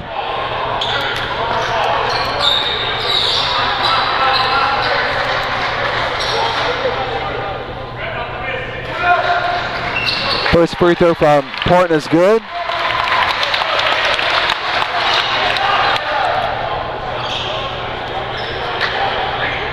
And the Pacers starting to dig into the side of the Marlins a little bit on these defensive rebounds.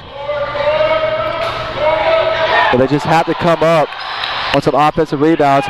3-point shot coming up from Phillips. Bang! It's good! Portland not able to knock down the second free throw. It doesn't matter. That's Portland is able to knock down, or excuse me, Phillips is able to knock down the 3. The Herm is starting to get into it as the Pacers have cut the Virginia Wesleyan lead to just 3. Rolling with it, pass over to the left side of Pelham. Pelham trying to dictate the pace of play. Tyrell Jr. goes up, tries to intercept the pass. Fisher unable to come up on his shot. Pacers have a chance to potentially tie this one if they're able to knock down another 3-pointer. Phillips, sweep pass to Tyrell Jr. Tyrell Jr. ready to go for it all. Cannot come up with a dunk. On the other end, Pacers trying to get a defensive stop. And Goldson gets his own rebound and is able to knock it down. If Tyrell Jr. had laid down that dunk, I think the roof might have exploded off the Herm. Marlins go back up by 5. Pacers turn the ball over. Marlins on the fast break, 2-on-2 opportunity. They slow it down, pop it back out to Fisher. Fisher now to Wallace. Wallace thought about taking the 3-point shot. They go back to Fisher in the center. Fisher hands it off to Goldson. Goldson makes Portland missing his steps, takes a 3-point shot, no good. Portland goes up for the rebound, goes down to the ground, and a foul is going to be called against the Marlins. It's going to go against Eric Rowland. That's his second personal. And we'll take another media timeout. Buckle your seatbelts. It could be an interesting finish here with 7:47 to play here in regulation. Pacers only trailing by 5 now to the Marlins. We'll take a quick break. On the Pacers Sports Network.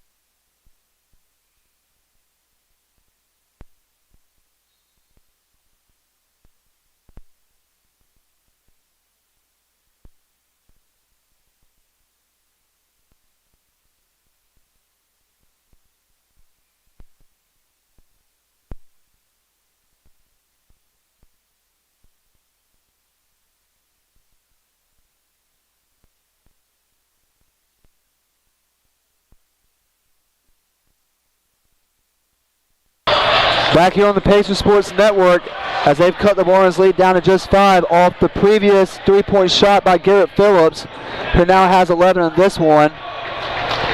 Prior to the timeout, Roland of the Marlins picked up his second personal, and that's going to send Bo Bryant to the charity stripe.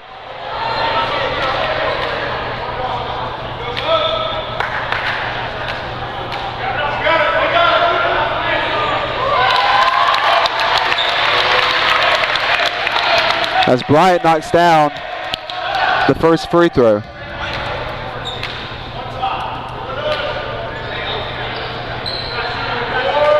Second free throw coming up. Bryant unable to make that one fall. So Bryant now with just 10 points. Pacers now 9 of 12 from the charity stripe. On the other end, Goldson has all the Pacers falling down on the ground. 3-point shot taken. Tyrell Jr. comes up with the defensive rebound. And now we'll push the ball up the court as Averett Lewis couldn't hold on to the pass. One-on-one situation coming up as Rouse is going to foul Deva. Count the basket as well. Extra free throw coming up as Rouse picks up his second. Pacers pick up their fourth foul of the half.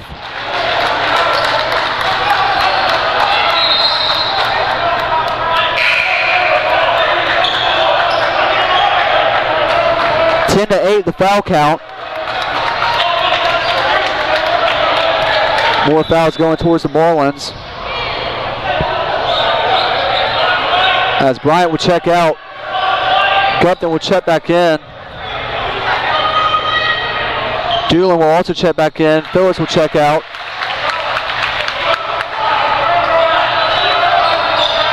And I believe Everett Lewis will come back in for Tyler Parton as Deva knocked down the extra free throw, giving him 6 points. Tyrell Jr. thought about taking a three. Tries to pass off to Gupton. Had his pass intercepted. On the other end, Pellin will just throw up a shot. Both teams scrambling for it. Ball still on the ground. No team can gain possession. Rouse is all over Deva. And now a foul is finally going to be called against Rouse. Coach Shields appreciating the hustle. But Rouse picks up his third personal.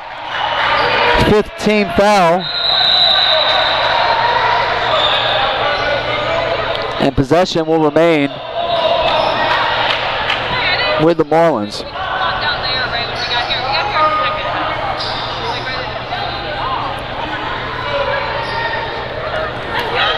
I mean, there was a time in this second half where the Pacers were really starting to heat up on the offensive possession. They were doing things right. They were looking for the extra passes. Even when they had opportunities to drive into the rim, they were able to dish the ball out in the corner, knock down some threes. And then on the defensive side, they were forcing the Marlins to speed up the tempo, which is one of the keys of the games that we talked about. Because when the Marlins try to play at a fast pace, that's usually when it bites them in the tail so far this season. They currently have a 7-point lead here, and they look to extend on it as Fisher will hand the ball off to Rowland. Rowland puts up a three-point shot, no good. Gupton coming up with a 2-on-1 opportunity for the Pacers. Gupton will go right to the rim. Tyrell Jr. trying to come up with another dunk. Whistle blown. And it looks like it's going to be a foul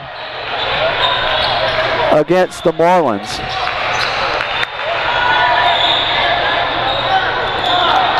Tyrell Jr. with his 11th rebound of the afternoon, 4th offensive rebound. And now that's going to be Tim Fisher's 3rd personal foul. That's interesting with just over 6.5 to play here in regulation, as Tyrell Jr. knocks down the first free throw.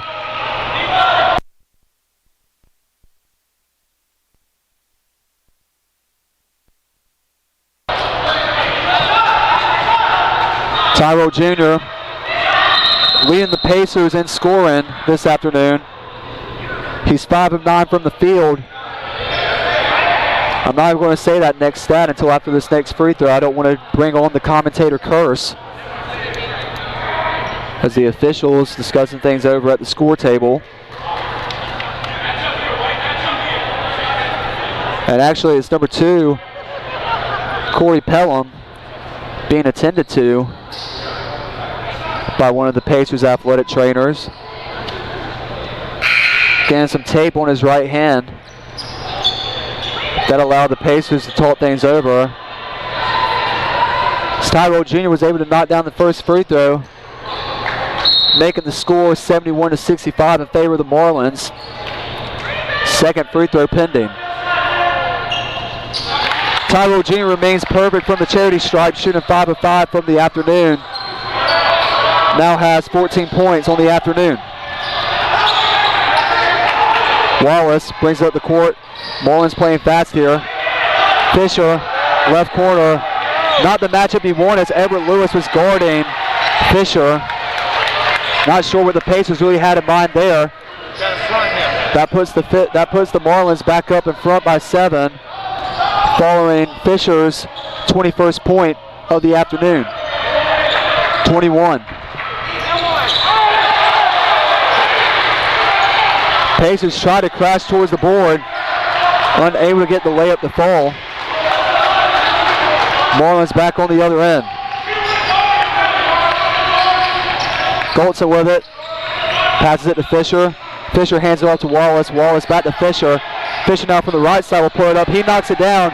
Fisher's starting to get hot. Coach Shields realizes it, calls his 3rd timeout, as the Marlins have gone back up by 9 with just over 5.5 to play here in the second half.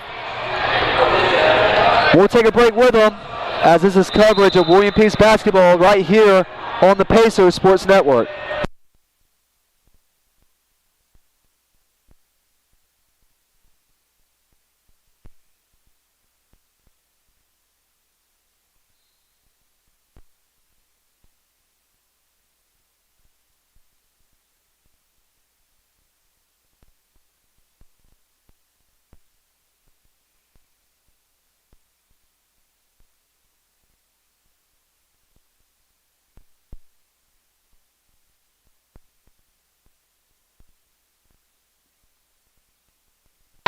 Back here on the Pacers Sports Network, presented by the WPU Athletic Communications Department. Thank you for joining us on live stream coverage on the WPU Athletic YouTube channel.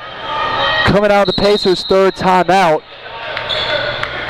as Fisher is lining up down low for the Marlins, as he now has 23 points and is leading the Marlins in this one. He's followed by Goltson, and the Pacers trying to find a way to crawl back into this one. Bryant, right side, passes in the center to Tyrell Jr. Tyrell Jr. over to Porton, 5:15 to play in the second half. Porton over to Bryant. Bryant thought about taking a 3. Bryant tries to drive in, 1 second on the shot clock. Bryant just puts it up, no good. Marlins come up with the rebound. Wallace now swings it over to the left side. It's in the left-hand corner with DeVaugh, who puts it back in the center to Fisher. Fisher back to DeVaugh. They swing it back into the left corner to Wallace. Wallace back to DeVaugh, now swings over to the right side to Pelham. Pelham over to the right corner to Goldson. 8 seconds on the shot clock. Now they're down low to Fisher. Fisher on Bryant. Fisher puts it up. Fisher has scored the 3 previous buckets for the Marlins. And now the Marlins on a 16-0 run, and the Pacers are scoreless in the last 2 minutes. And are trailing by 11. Tyrell Jr. over to Portland, 10 seconds on the shot clock. Portland to Bryant. Bryant goes up from the left side, able to get the layup to fall in as he had his shot being tracked down by Goldson. Pacers cut the lead to 9. Wallace with it. Hands it off to Pelham. Pelham guarded by Phillips, who's checked back in for the Pacers. They go back down to Fisher. Fisher. O'Brien forces Fisher to pivot his steps. Fisher puts it up, no good. Pacers bring it back up the court, and Everett Lewis. If I'm the Pacers here, I'm looking for a 3-point shot.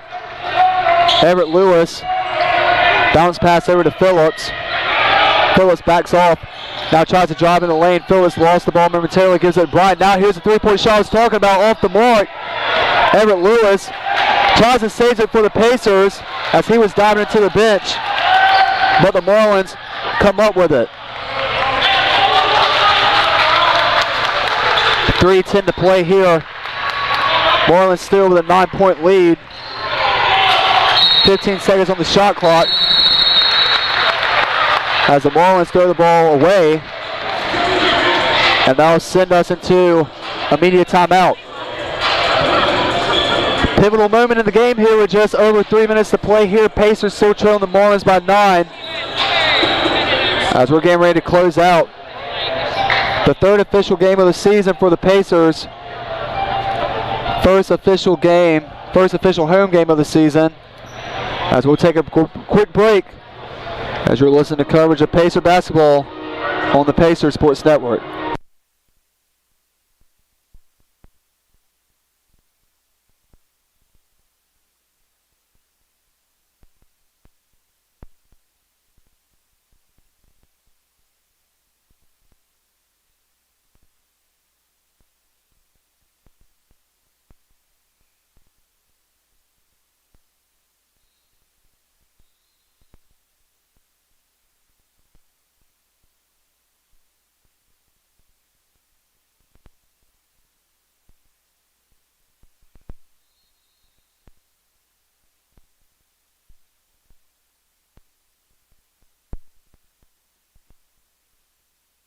Back here on the Pacers Sports Network as we are closing in on the final minutes of the Pacers home opener.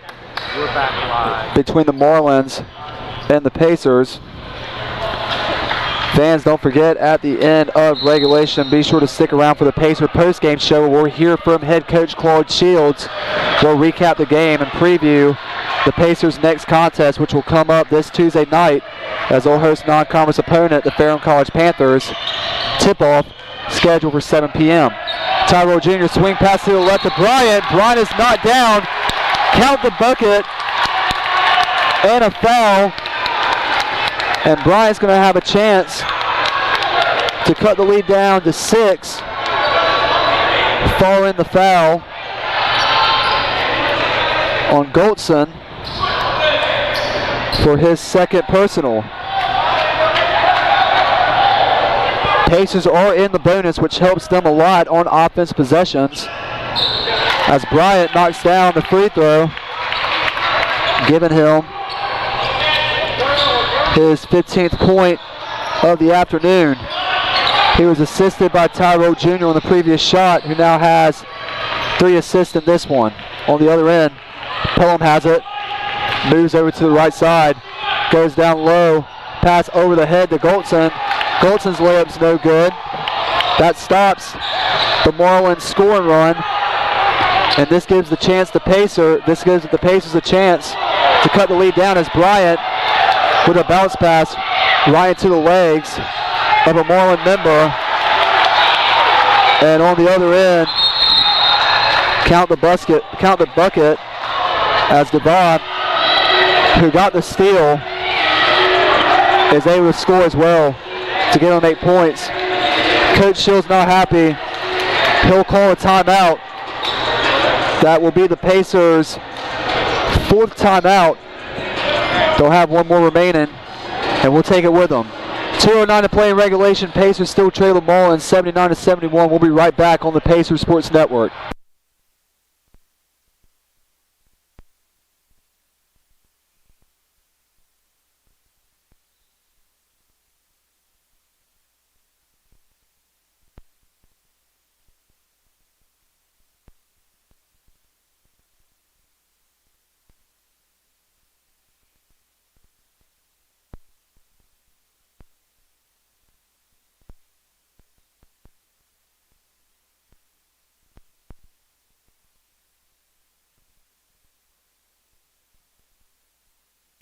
Back here on the Pacers Sports Network.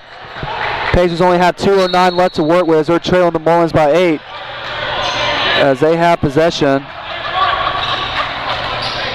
And they will try to cut down this lead, but they desperately need a bucket here. Bryant, top of the key, throws it into the legs of a Marlins player. Back-to-back time, Bryant has done that on an offensive possession. Bryant obviously frustrated with himself, but he's got to shake it off quickly and get back on defense. Fisher, top of the key. Marlins just swinging the ball around. As now they drive him from the left side, and the bucket by Duval is good as he's now at the 10 points. And the Pacers immediately give it up on the offensive rebound. And the Marlins will pass it back out to the top of the key as Parr tries to come up and take a steal, but he is called for a foul. That'll be his second personal. 16th out of the half, and now that's going to put the Marlins in the bonus.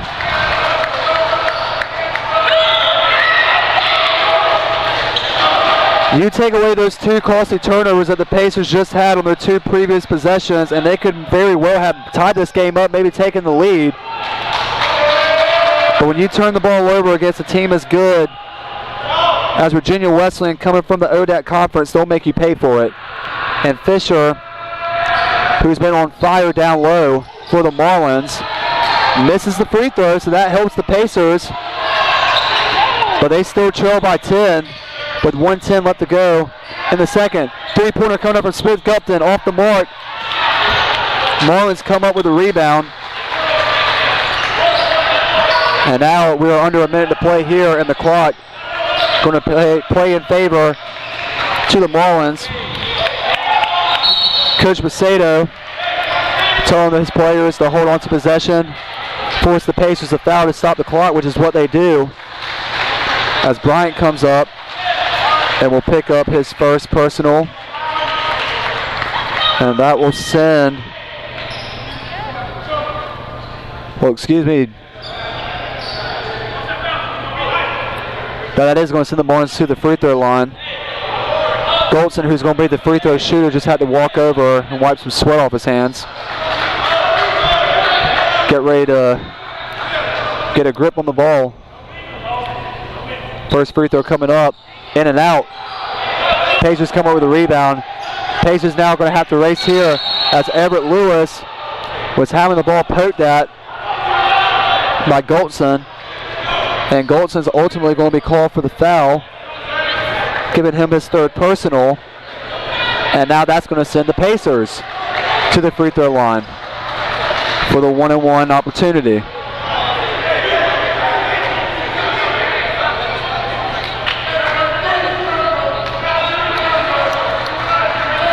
First free throw from Everett Lewis is up, and it's good.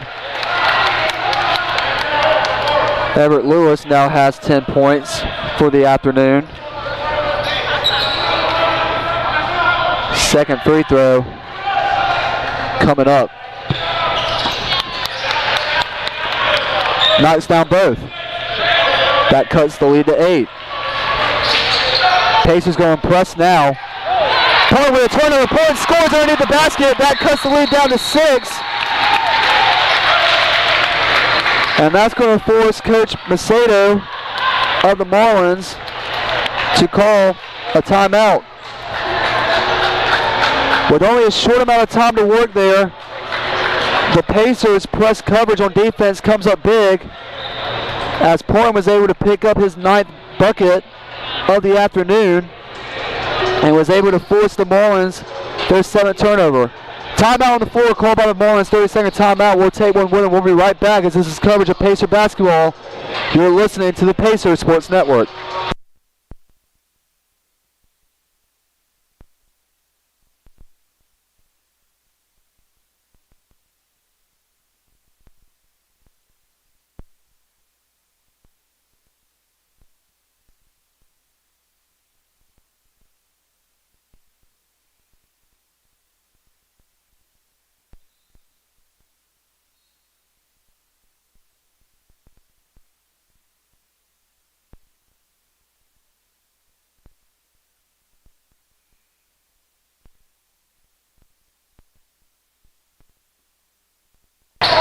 Following the 30-second timeout by the Virginia Wesleyan Marlins, the Pacers have now trimmed the lead down to 6. They have 41 seconds to work with.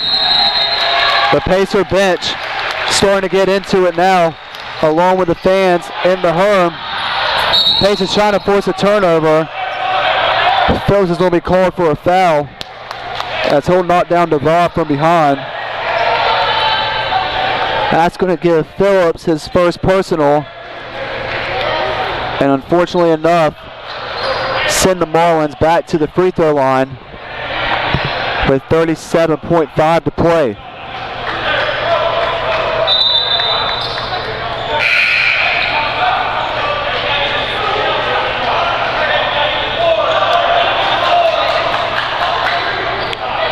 As it'll be DeVos who's going to be taking the free throw.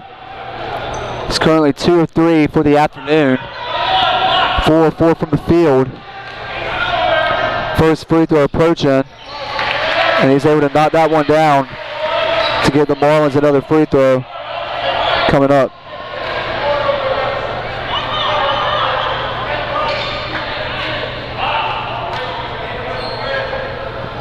Second free throw is off the back of the rim. Pacers now have 30 seconds to work with as they trail now by 7. They need a quick bucket. Bo Bryant shot is off the front of the rim. And just like that, the Pacers have to foul once again. And now the Marlin bench starting to recognize that they might be exiting Raleigh and heading back up I-95 towards Norfolk with a victory and their 3rd win of the season. As Phillips picked up his 3rd foul. As DeVos will go right back to the free throw line, who's now 3 of 5 for the afternoon, following his previous meeting at the charity stripe. Knocks down the first free throw, 25.2 to play. Marlins now with an 8-point lead. Second free throw approaching. Again, fans, stick around to the Pacers post-game show. We'll be joined by head coach Claude Shields to get his post-game comments as DeVos knocks down that one. Shot clock is turned off, 20 seconds left. Phillips tries to yak up a 3. Instead, it falls into the hands of Everett Lewis. I don't know if that was intended, but either way, Everett Lewis is able to score. That cuts the lead down to 7, and the Pacers will call their final timeout. 16.8 left in this one. That should be the final salvage of play in this one. As we'll come back with the final closing seconds of regulation and then send it right into the Pacer postgame show as you're listening to the Pacer Sports Network.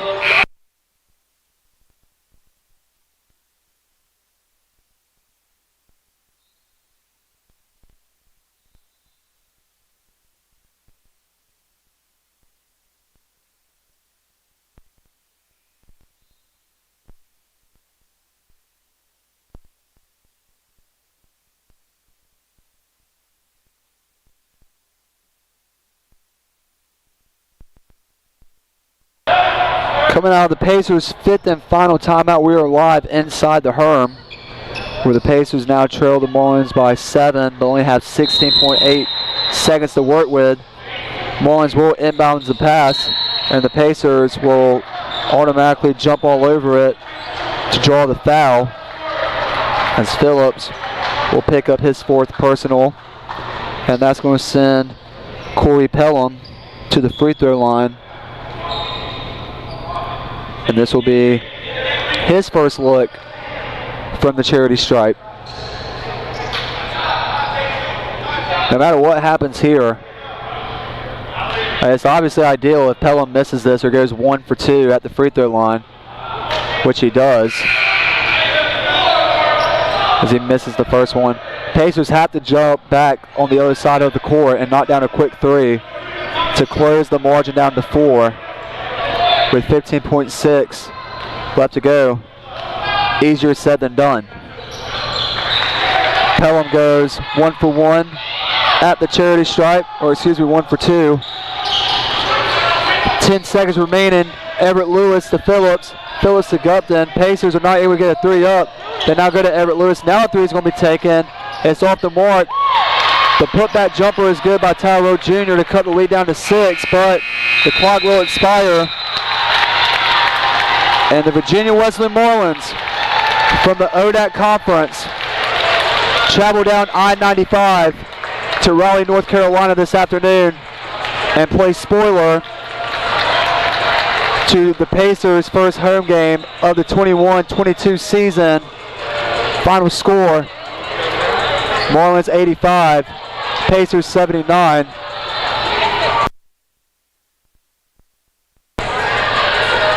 The Pacers had some good spurts of play throughout the game. The Marlins' biggest lead in the first half was 12. Largest lead of the game being 15.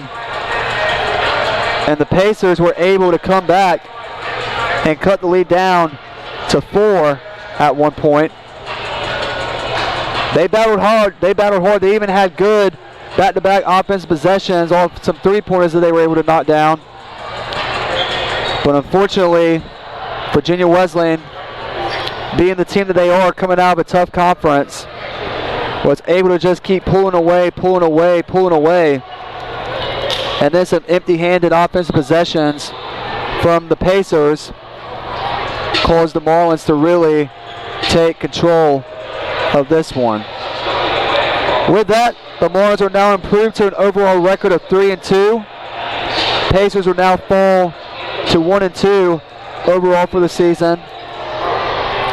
Next game for the Virginia Wesleyan Marlins will be November 22nd, so this upcoming Monday, as they'll host an opponent from the USA South once again, the Pfeiffer University Falcons, for a 5 p.m. tip-off. For those of you all that have listened in from the Virginia Wesleyan crowd, thank you for joining us on the Pacers Sports Network. On the other side, your Pacers' next game will be this Tuesday, November 23rd, as they'll host Ferrum College right here at home. Tip-off for that one scheduled at 7 p.m. Final score once again in the Pacers' third official game of the season, their home opener of the 21-22 season. The Pacers fall by a final of 85-79. Stick around, we'll have the Pacer postgame show coming up, as we'll be joined by head coach Claude Shields to get his postgame comments. We'll also preview the next game, give you the final stats, and give you a scoreboard around the rest of the USA South. But before that, let's take a quick pause, as this is coverage of Pacer basketball on the Pacer Sports Network.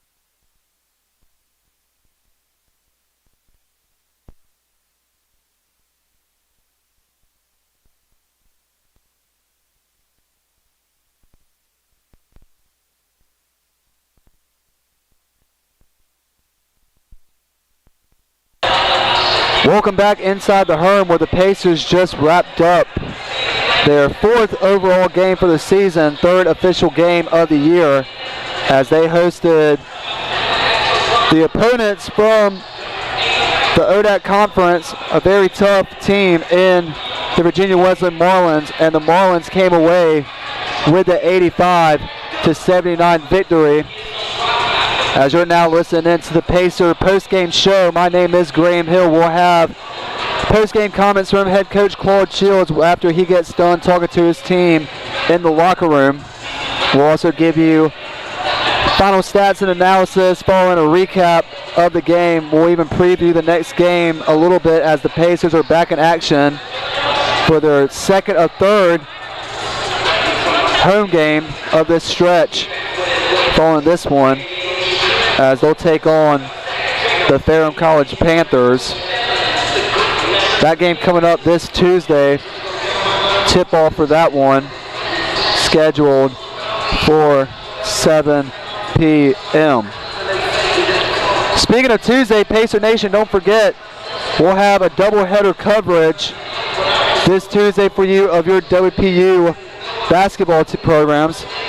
It all starts off with your WPU women's basketball team as they have their home opener and conference opener, as they will face the Methodist University Monarchs at 5 p.m. Pregame coverage begins at 4:30 p.m. on the Pacers Sports Network, with the opening tip-off shortly following after 5 p.m. Your WPU men's basketball team follows that game as they'll host non-conference opponent, the Ferrum College Panthers. As I just mentioned, we'll have a shorter pregame coverage for that one, with the opening tip-off shortly after 7 p.m. on the Pacers Sports Network. As always, both games can be viewed on the WPU Athletics YouTube channel, as head coach of your William Peace Pacers, Claude Shields, is now joining us on the broadcast.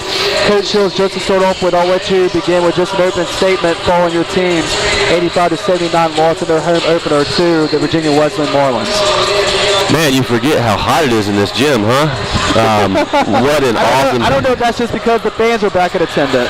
Yeah, no, it definitely is. And wearing suits certainly plays a factor as well. But what an awesome afternoon to play one of the best teams in the ODAC, one of the best programs in the ODAC, to be able to, go punch for punch. We feel like we left some out there, but that game's gonna help us in the long run. I'm extremely proud of how we fought back after getting down multiple times, which is hard to do. Home, away, doesn't matter. So really proud of their effort. A team that's going to win a lot of games in Virginia Wesleyan. So we're excited to watch the film and get better.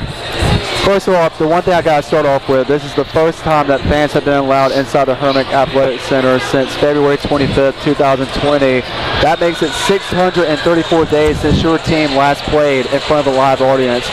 How do you think they responded to the live crowd, and just what do you want to say to Pacer Nation that was in attendance inside the Herm this afternoon?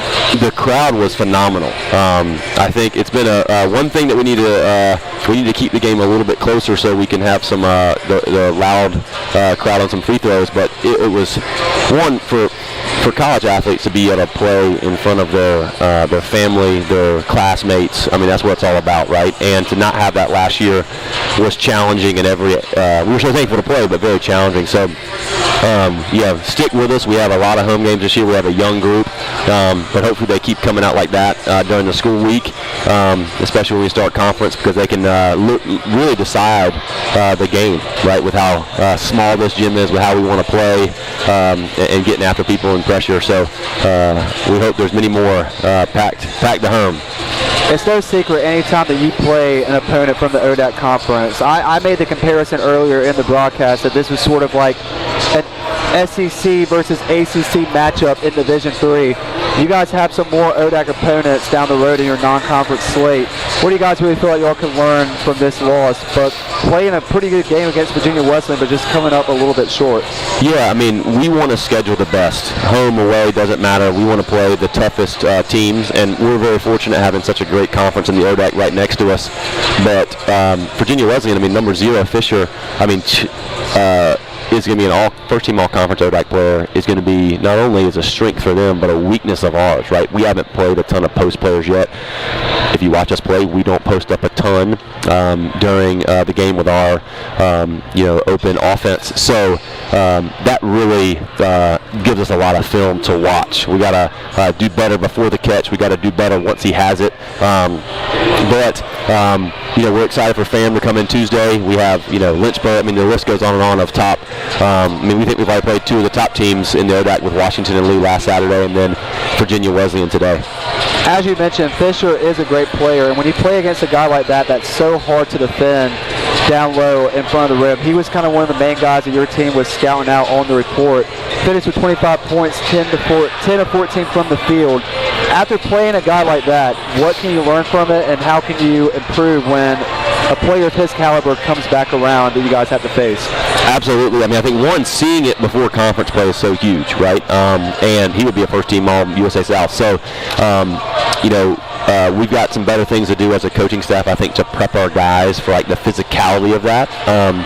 But I thought we rebounded well with them. I don't know the final stats, but he's a really good player. We beat them here 3 years ago when he was a little bit younger. He's gotten a lot better. So playing good teams and then good opponents that attack some of our weaknesses are going to only make us better as long as we approach it the right way.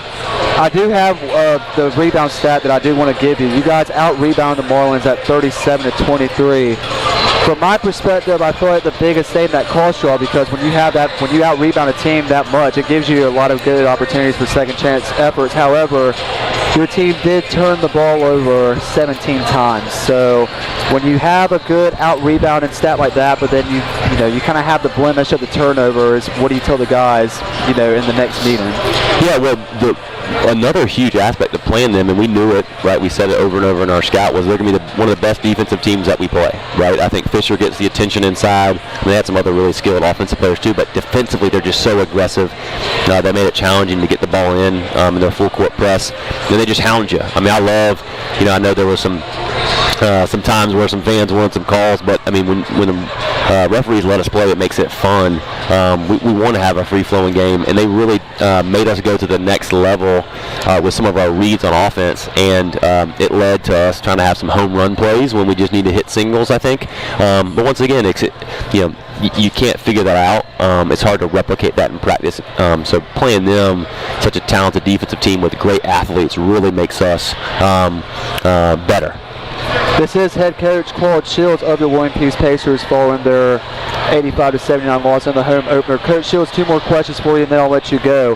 At one point, the Marlins had a 15-point lead at 14-21 in the second half when the score was 64-49. Your team was able to battle back and close that margin to only be trailing by 4. How proud of you the way that your team just continued to just battle back when it looked like the Marlins could run away with it at any point? Very proud of them. That's exactly what I don't talk to them very long after the game because we need to watch the film. I think I know what happened, but I got to watch the film to confirm it.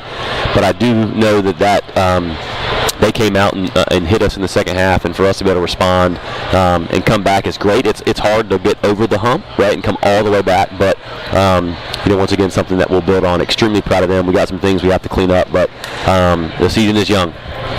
Of course, your next opponent is another non-conference opponent in the Ferrum College Panthers. That game Tuesday night, the opening tip-off 7 p.m. You can have live stream coverage once again right here on the Pacers Sports Network. You guys split the series with the Panthers last year. In fact, they were the only non-conference opponent that you guys played in the shortened spring season. How do you tell you guys to look ahead for that one? Yeah, I mean, we'll take tomorrow off. We'll have a day of practice. I know Coach Sanborn really well. We played them twice last year. They returned a lot of guys, so they'll be a veteran team. They'll do some different things than Virginia Wesleyan. But once again, like a great test, in another ODAC team. So our last game before Thanksgiving, and then our last game before a conference game. We play a conference game really early the next Tuesday against Greensboro. So we're going to continue to try to learn about our guys and learn what we can do better and how we can coach them up better, and have a great practice Monday, and hopefully pack the Herm for both the men's and the women's game on Tuesday. Coach Shields, thank you so much for your time. Enjoy the rest of your evening. Absolutely. Thank you, Graham. That is head coach Claude Shields of your William Peace Pacers following their 85-79 loss to the Virginia Wesleyan Marlins. This is the first home game of the 21-22 campaign for the Pacers. Their next one coming up on Tuesday at 7 p.m. against Ferrum College.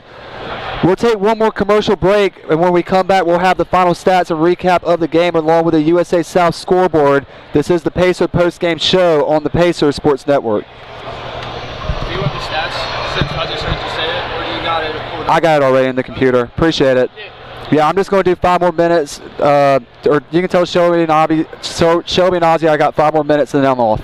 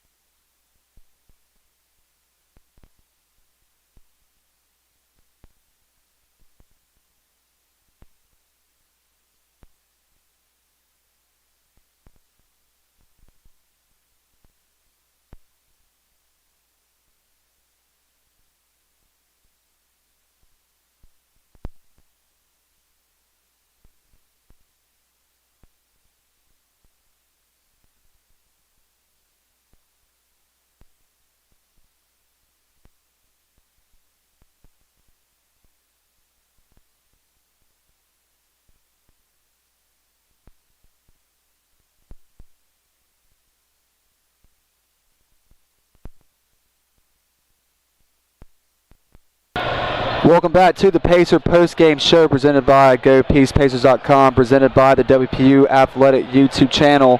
At this time, let's break down the final stats following the Pacers' home opener loss to Virginia Wesleyan Mullins by a final score of 85-79. Final stats are brought to you by GoPeacePacers.com. Fans, as always, for the latest news and updates from your Pacers, please visit GoPeacePacers.com. You can also like them on Facebook or follow the Pacers on Instagram and Twitter at GoPeacePacers.com.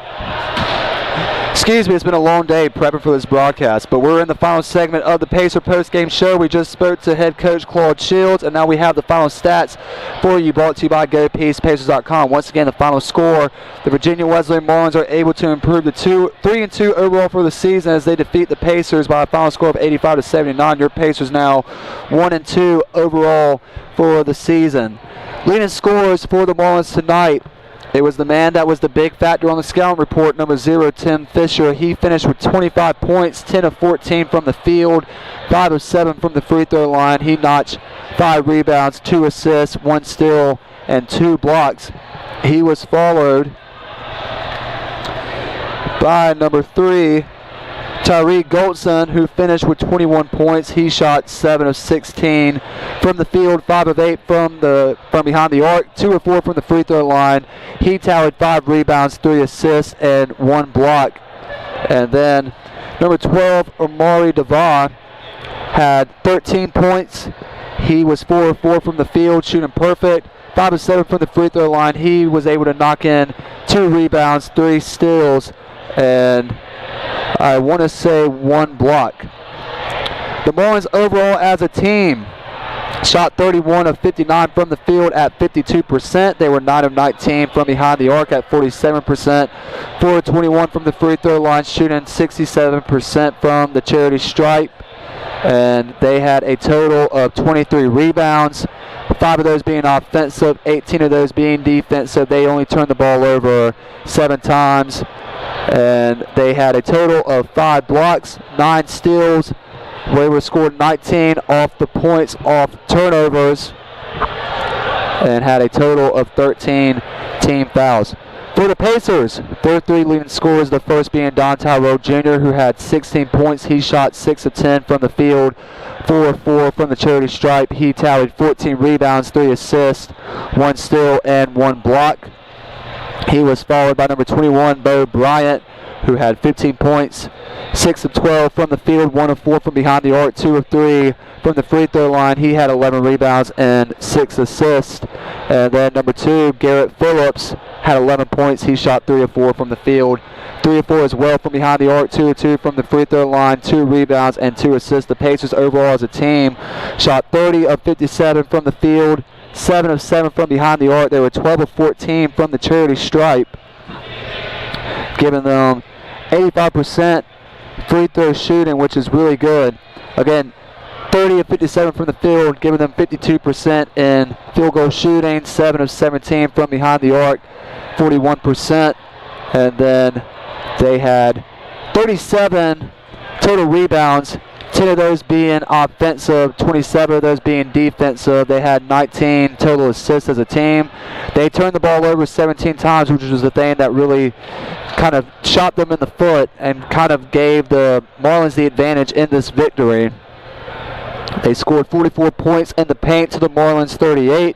They had 14 total fouls, and their largest lead of the afternoon was only by 1 point. That was early on in the first half. The score was 65. Largest lead for the Marlins was 14-21 in the second half, when they had a 15-point lead, the score being 64-49. Let's wrap up by looking at the USA South scoreboard at the surrounding games going on in the conference. Southern Virginia was able to defeat the Apprentice School by a final score of 77-66. Pfeiffer fell on the road to Roanoke College by a final score of 96-72. We also had a very old USA South Conference matchup between Fairham and Mary Baldwin. Mary Baldwin played Fairham, who the Pacers will play this Tuesday. The Fighting Squirrels were not able to fight their way to a victory. They fell by a final score of 81-76.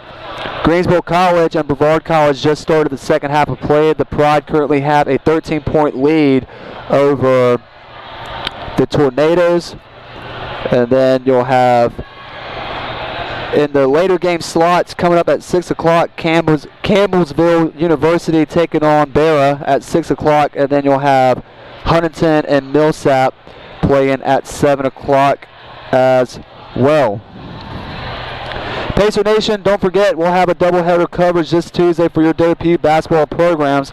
It starts with your WPU women's basketball team as they have their home opener and USA South Conference opener as they'll face the Methodist University Monarchs at 5 p.m. Pre-game coverage begins at 4:30 p.m. on the Pacer Sports Network with the opening tip-off shortly following after 5 p.m. Your WPU men's basketball team then follows that game as they'll host non-conference opponent, the Fairham College Panthers, as we'll have a short pre-game coverage for that one with opening tip-off shortly after 7 p.m. on the Pacer Sports Network. As always, both games can be viewed on the WPU Athletics YouTube channel. Special thanks to our camera operator, Emerson Cicello, a member of the WPU volleyball team, and also for our overlay operator Jacob Lickett, and our administration staff for their continued support of all WPU athletic events. Special thanks to our Director of Athletics and also our halftime guest, Tom Curl, for joining us. We also want to thank head coach Claude Shields, who also serves as our deputy director of athletics. Assistant coach of the Pacers, Jamal Stokes, who also serves as our coordinator of athletic operations and intramurals. Our assistant athletic director and head volleyball coach, Nicole Berenger. And our faculty athletic representative, Dr. Carolyn Nye. To our athletic communication department staff for producing this broadcast, we want to thank our director of athletic communications and men's soccer assistant coach, Ozzie Peralta, and our assistant director, Shelby Lombardo. Pacer Nation, one last reminder, we'll have double coverage this Tuesday between your WPU women's basketball team and your WPU men's basketball team as they're right back in action as they'll host Fairham College. Your WPU women's basketball team is in action against Methodist University at 5 p.m. As always, both games can be viewed on the WPU Athletics YouTube channel. Pacer Nation, once again, for the latest news and updates from WPU Athletics, please visit GoPeacePacers.com. You can also like us on Facebook or follow the Pacers on Instagram and Twitter at GoPeacePacers.com. Once again, the final score, Pacers fall to the Virginia Wesleyan Marlins by a final score of 85-79. Pacers now 1-2 overall for the season. They're right back in action this Tuesday. Thank you for joining us for coverage of William Peace basketball presented by the Athletic Communications Department of WPU. Once again, I'm Graham Hill signing off from the Herman Athletic Center. Thank you for joining us on the Pacer Sports Network.